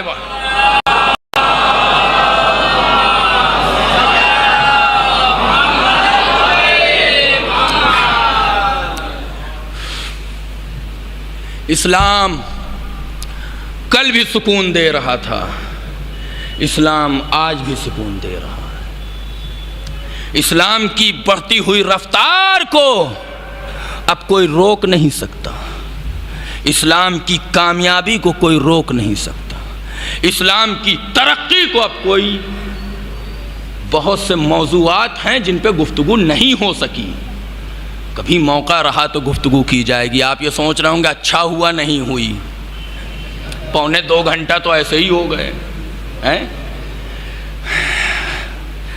इस्लाम सिर्फ और सिर्फ इस्लाम वो मज़हब है जो सुकून, अब इसकी तरक्की रुकने वाली नहीं है, इसका कमाल रुकने वाला नहीं है, इसकी रफ्तार रुकने वाली नहीं है। क्यों?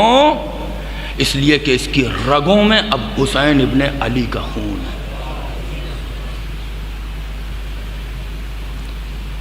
जो इस्लाम आज आपको और सारी दुनिया को सुकून दे रहा है, उस इस्लाम को सुकून देने के लिए इस छोटी सी बच्ची ने अपने सुकून को कुर्बान कर दिया, जिसका नाम सकीना है।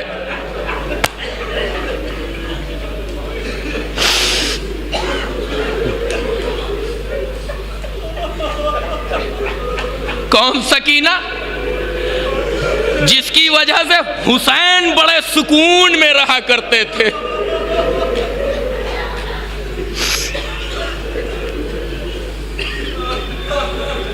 करबला से लेके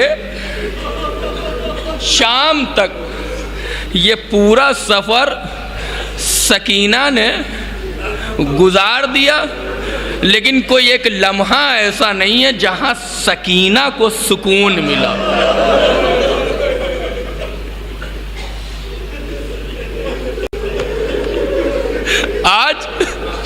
आज हम और आप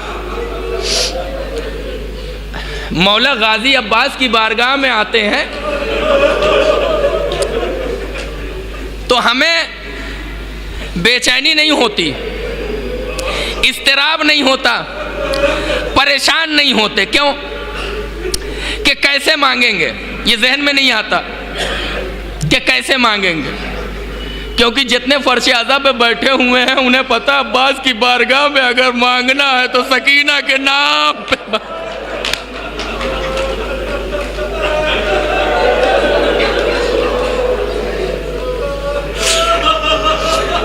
आखिरी मजलिस है,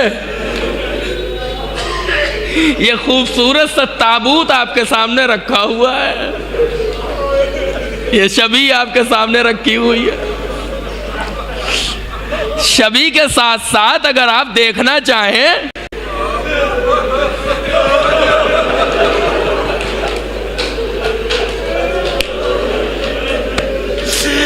ऐसा नहीं लग रहा कि सकीना के जनाजे पे अब्बास खड़े हैं।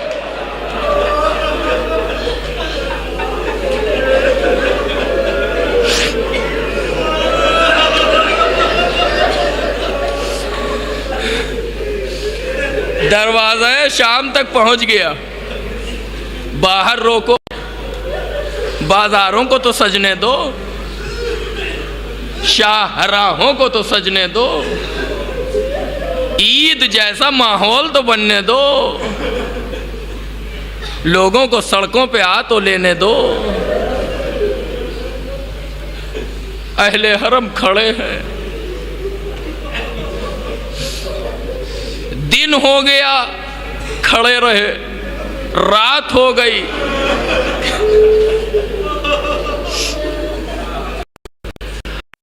जुमला सुनोगे? अहले हरम पैरों पे खड़े रहे। ना सुन लो, अहले हरम पैरों पे खड़े रहे, शोहदा के सर नो के नेजा पे खड़े रहे। शहजादी सकीना बार बार आगे बढ़ती है, पीछे आ जाती, आगे बढ़ती पीछे आ जाती, आगे बढ़ती पीछे आ जाती। कहाँ जाना चाह रही है? सरों के पास जाना चाह रही। सरों में भी सारे सर नहीं, हुसैन का सर, अपने बाबा का सर। बाबा के सर के पास पहुंची। ए बाबा, आप चले गए, चादर छीन ली गई बाबा। बाबा रुखसारों का रंग देख रहे हो? बाबा कानों का जख्म देख रहे हो? बाबा पुश्त पे ताजियाने के निशान दिखाऊं?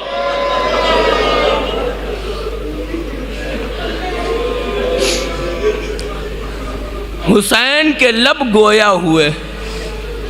ए मेरे सुकून, ए मेरी सकीना, अनकरीब तू अपने बाबा के पास आ जाएगी। कुछ दिन में तुझे अपना बाबा मिल जाएगा। दरवाजे खोले गए। काफिला शाम के बाजारों के दरमियान से होता हुआ। शाम के बाजार का मंजर नहीं पड़ना कि कैसे है।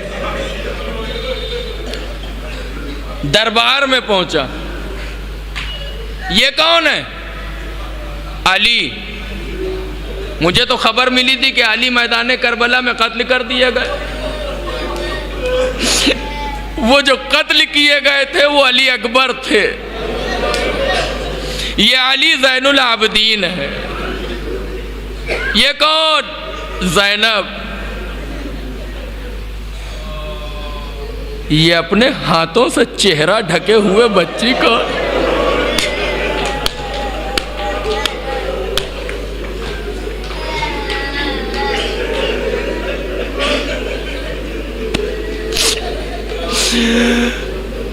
हाथों को चेहरे पे क्यों रखा है? हिजाब और पर्दे के लिए। फूफियों के बाल बड़े हैं, बालों से हिजाब कर रखा है। मेरे बाल छोटे हैं, मैंने अपने हाथों से चेहरा।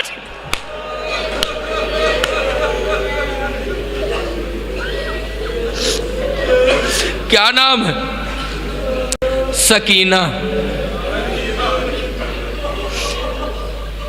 मैंने सुना है कि हुसैन की एक 4 साल की बच्ची है जो अपने बाबा से बहुत प्यार करती है। क्या वो तुम ही हो? हाँ, मैं ही हूं। मैं कैसे मान लूं कि तुम्हारा बाबा तुमसे बहुत प्यार करता है? मैं तो तब मानूंगा जब ये सर तश्त से उठ के तुम्हारे पास चला है। बस सकीना ने फटे हुए जले हुए दामन को फैलाया। ए बाबा, मोहब्बत का इम्तिहान है।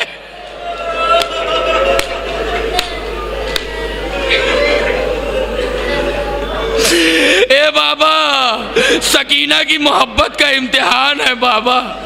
बाबा मेरे पास चले आओ। तारीख ने लिखा, सर तश्त से बुलंद हुआ, सकीना की आगोश में आया, सकीना ने सीने से लगा, ऐसा लगा जैसे बहुत दिनों बाद एक बेटी अपने बाप से मिल रही।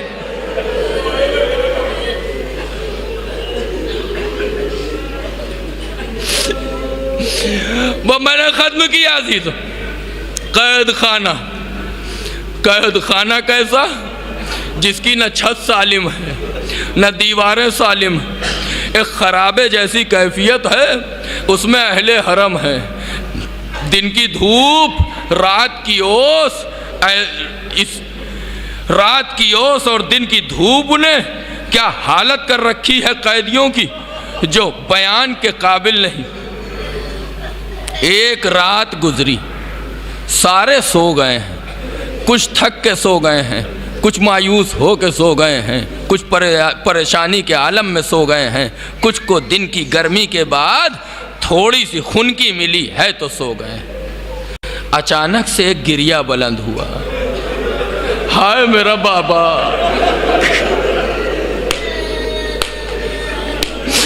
हाय मेरा बाबा, हाय मेरा बाबा, हाय मेरा बाबा। ये सारी खवातीन उठी, बच्चे उठे, ए सकीना क्या हुआ, ए सकीना क्या हुआ, क्यों रो रही हो, क्यों रो रही हो? अरे अभी अभी मेरे बाबा मेरे पास आए थे, मेरे बाबा मेरे पास आए थे, मेरा बाबा कहाँ गया, मेरे बाबा से मुझे मिलवा दो। ए सकीना, बाबा शहीद हो गए, बाबा का लाशा पामाल हो गया, सर तन से जुदा हो गया, सकीना बाबा ना आएंगे। ज़ैनब रो रही है, उम्मे कुलसूम रो रहे हैं, बच्चे रो रहे हैं, औरतें रो रही हैं, मर्द रो रहे हैं, सैयद सज्जाद रो रहे हैं। ये गिरिया इतना बुलंद हुआ कि यजीद की नींद में खलल वाक़े हो गया। अपने गुलाम को हुक्म दिया, देखो ये गिरिया कैसा है, ये कौन रो रहा है, ये इस रोने की आवाज़ से मेरा दिल बेचैन हो रहा है। गुलाम गया, वापस आया, ए आका, हुसैन की छोटी बेटी ने अभी अभी अपने बाबा हुसैन को ख्वाब में देखा है कि हुसैन आए हैं और किसी तरीके से चुप होने को तैयार नहीं।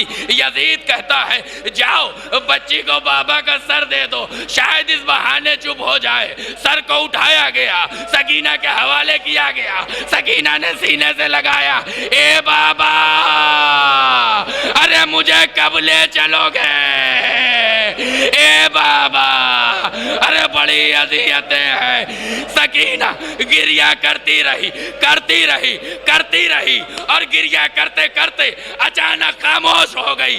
ख़वातीन ने सोचा सकीना चुप हो गई।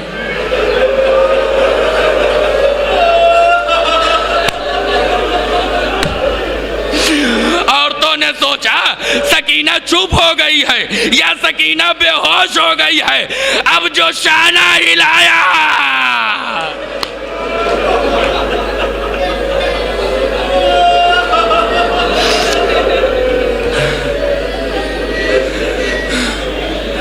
अब जो शाना हिलाया तो सकीना सिर्फ जिंदान नहीं छोड़ा, इस दुनिया को छोड़ के चली गई। हुक्म दिया, मैंने खत्म कर दिया अजीजों, खुदा आपसे इन आंसुओं को कबूल करे, खुदा आपसे इस जिक्र को कबूल करे, खुदा आपकी तौफीकात में इजाफा करे। शहजादी सकीना के रोज़े की ज़ियारत हम सबको नसीब हो। हुक्म दिया गया गस्साला को, जाओ बच्ची को गुस्ल दिया जाए। बच्ची को गुस्ल देने के लिए आई तो गस्साला ज़ैनब से पूछती है, ए शहजादी ज़रा ये बताओ, क्या बच्ची को कोई बीमारी थी?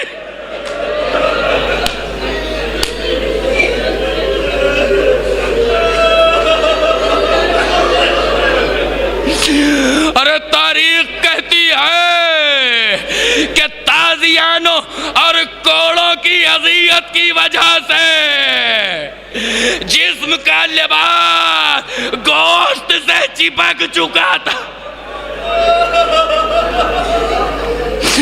गुस्ल हो गया, अब दफन की तैयारी है।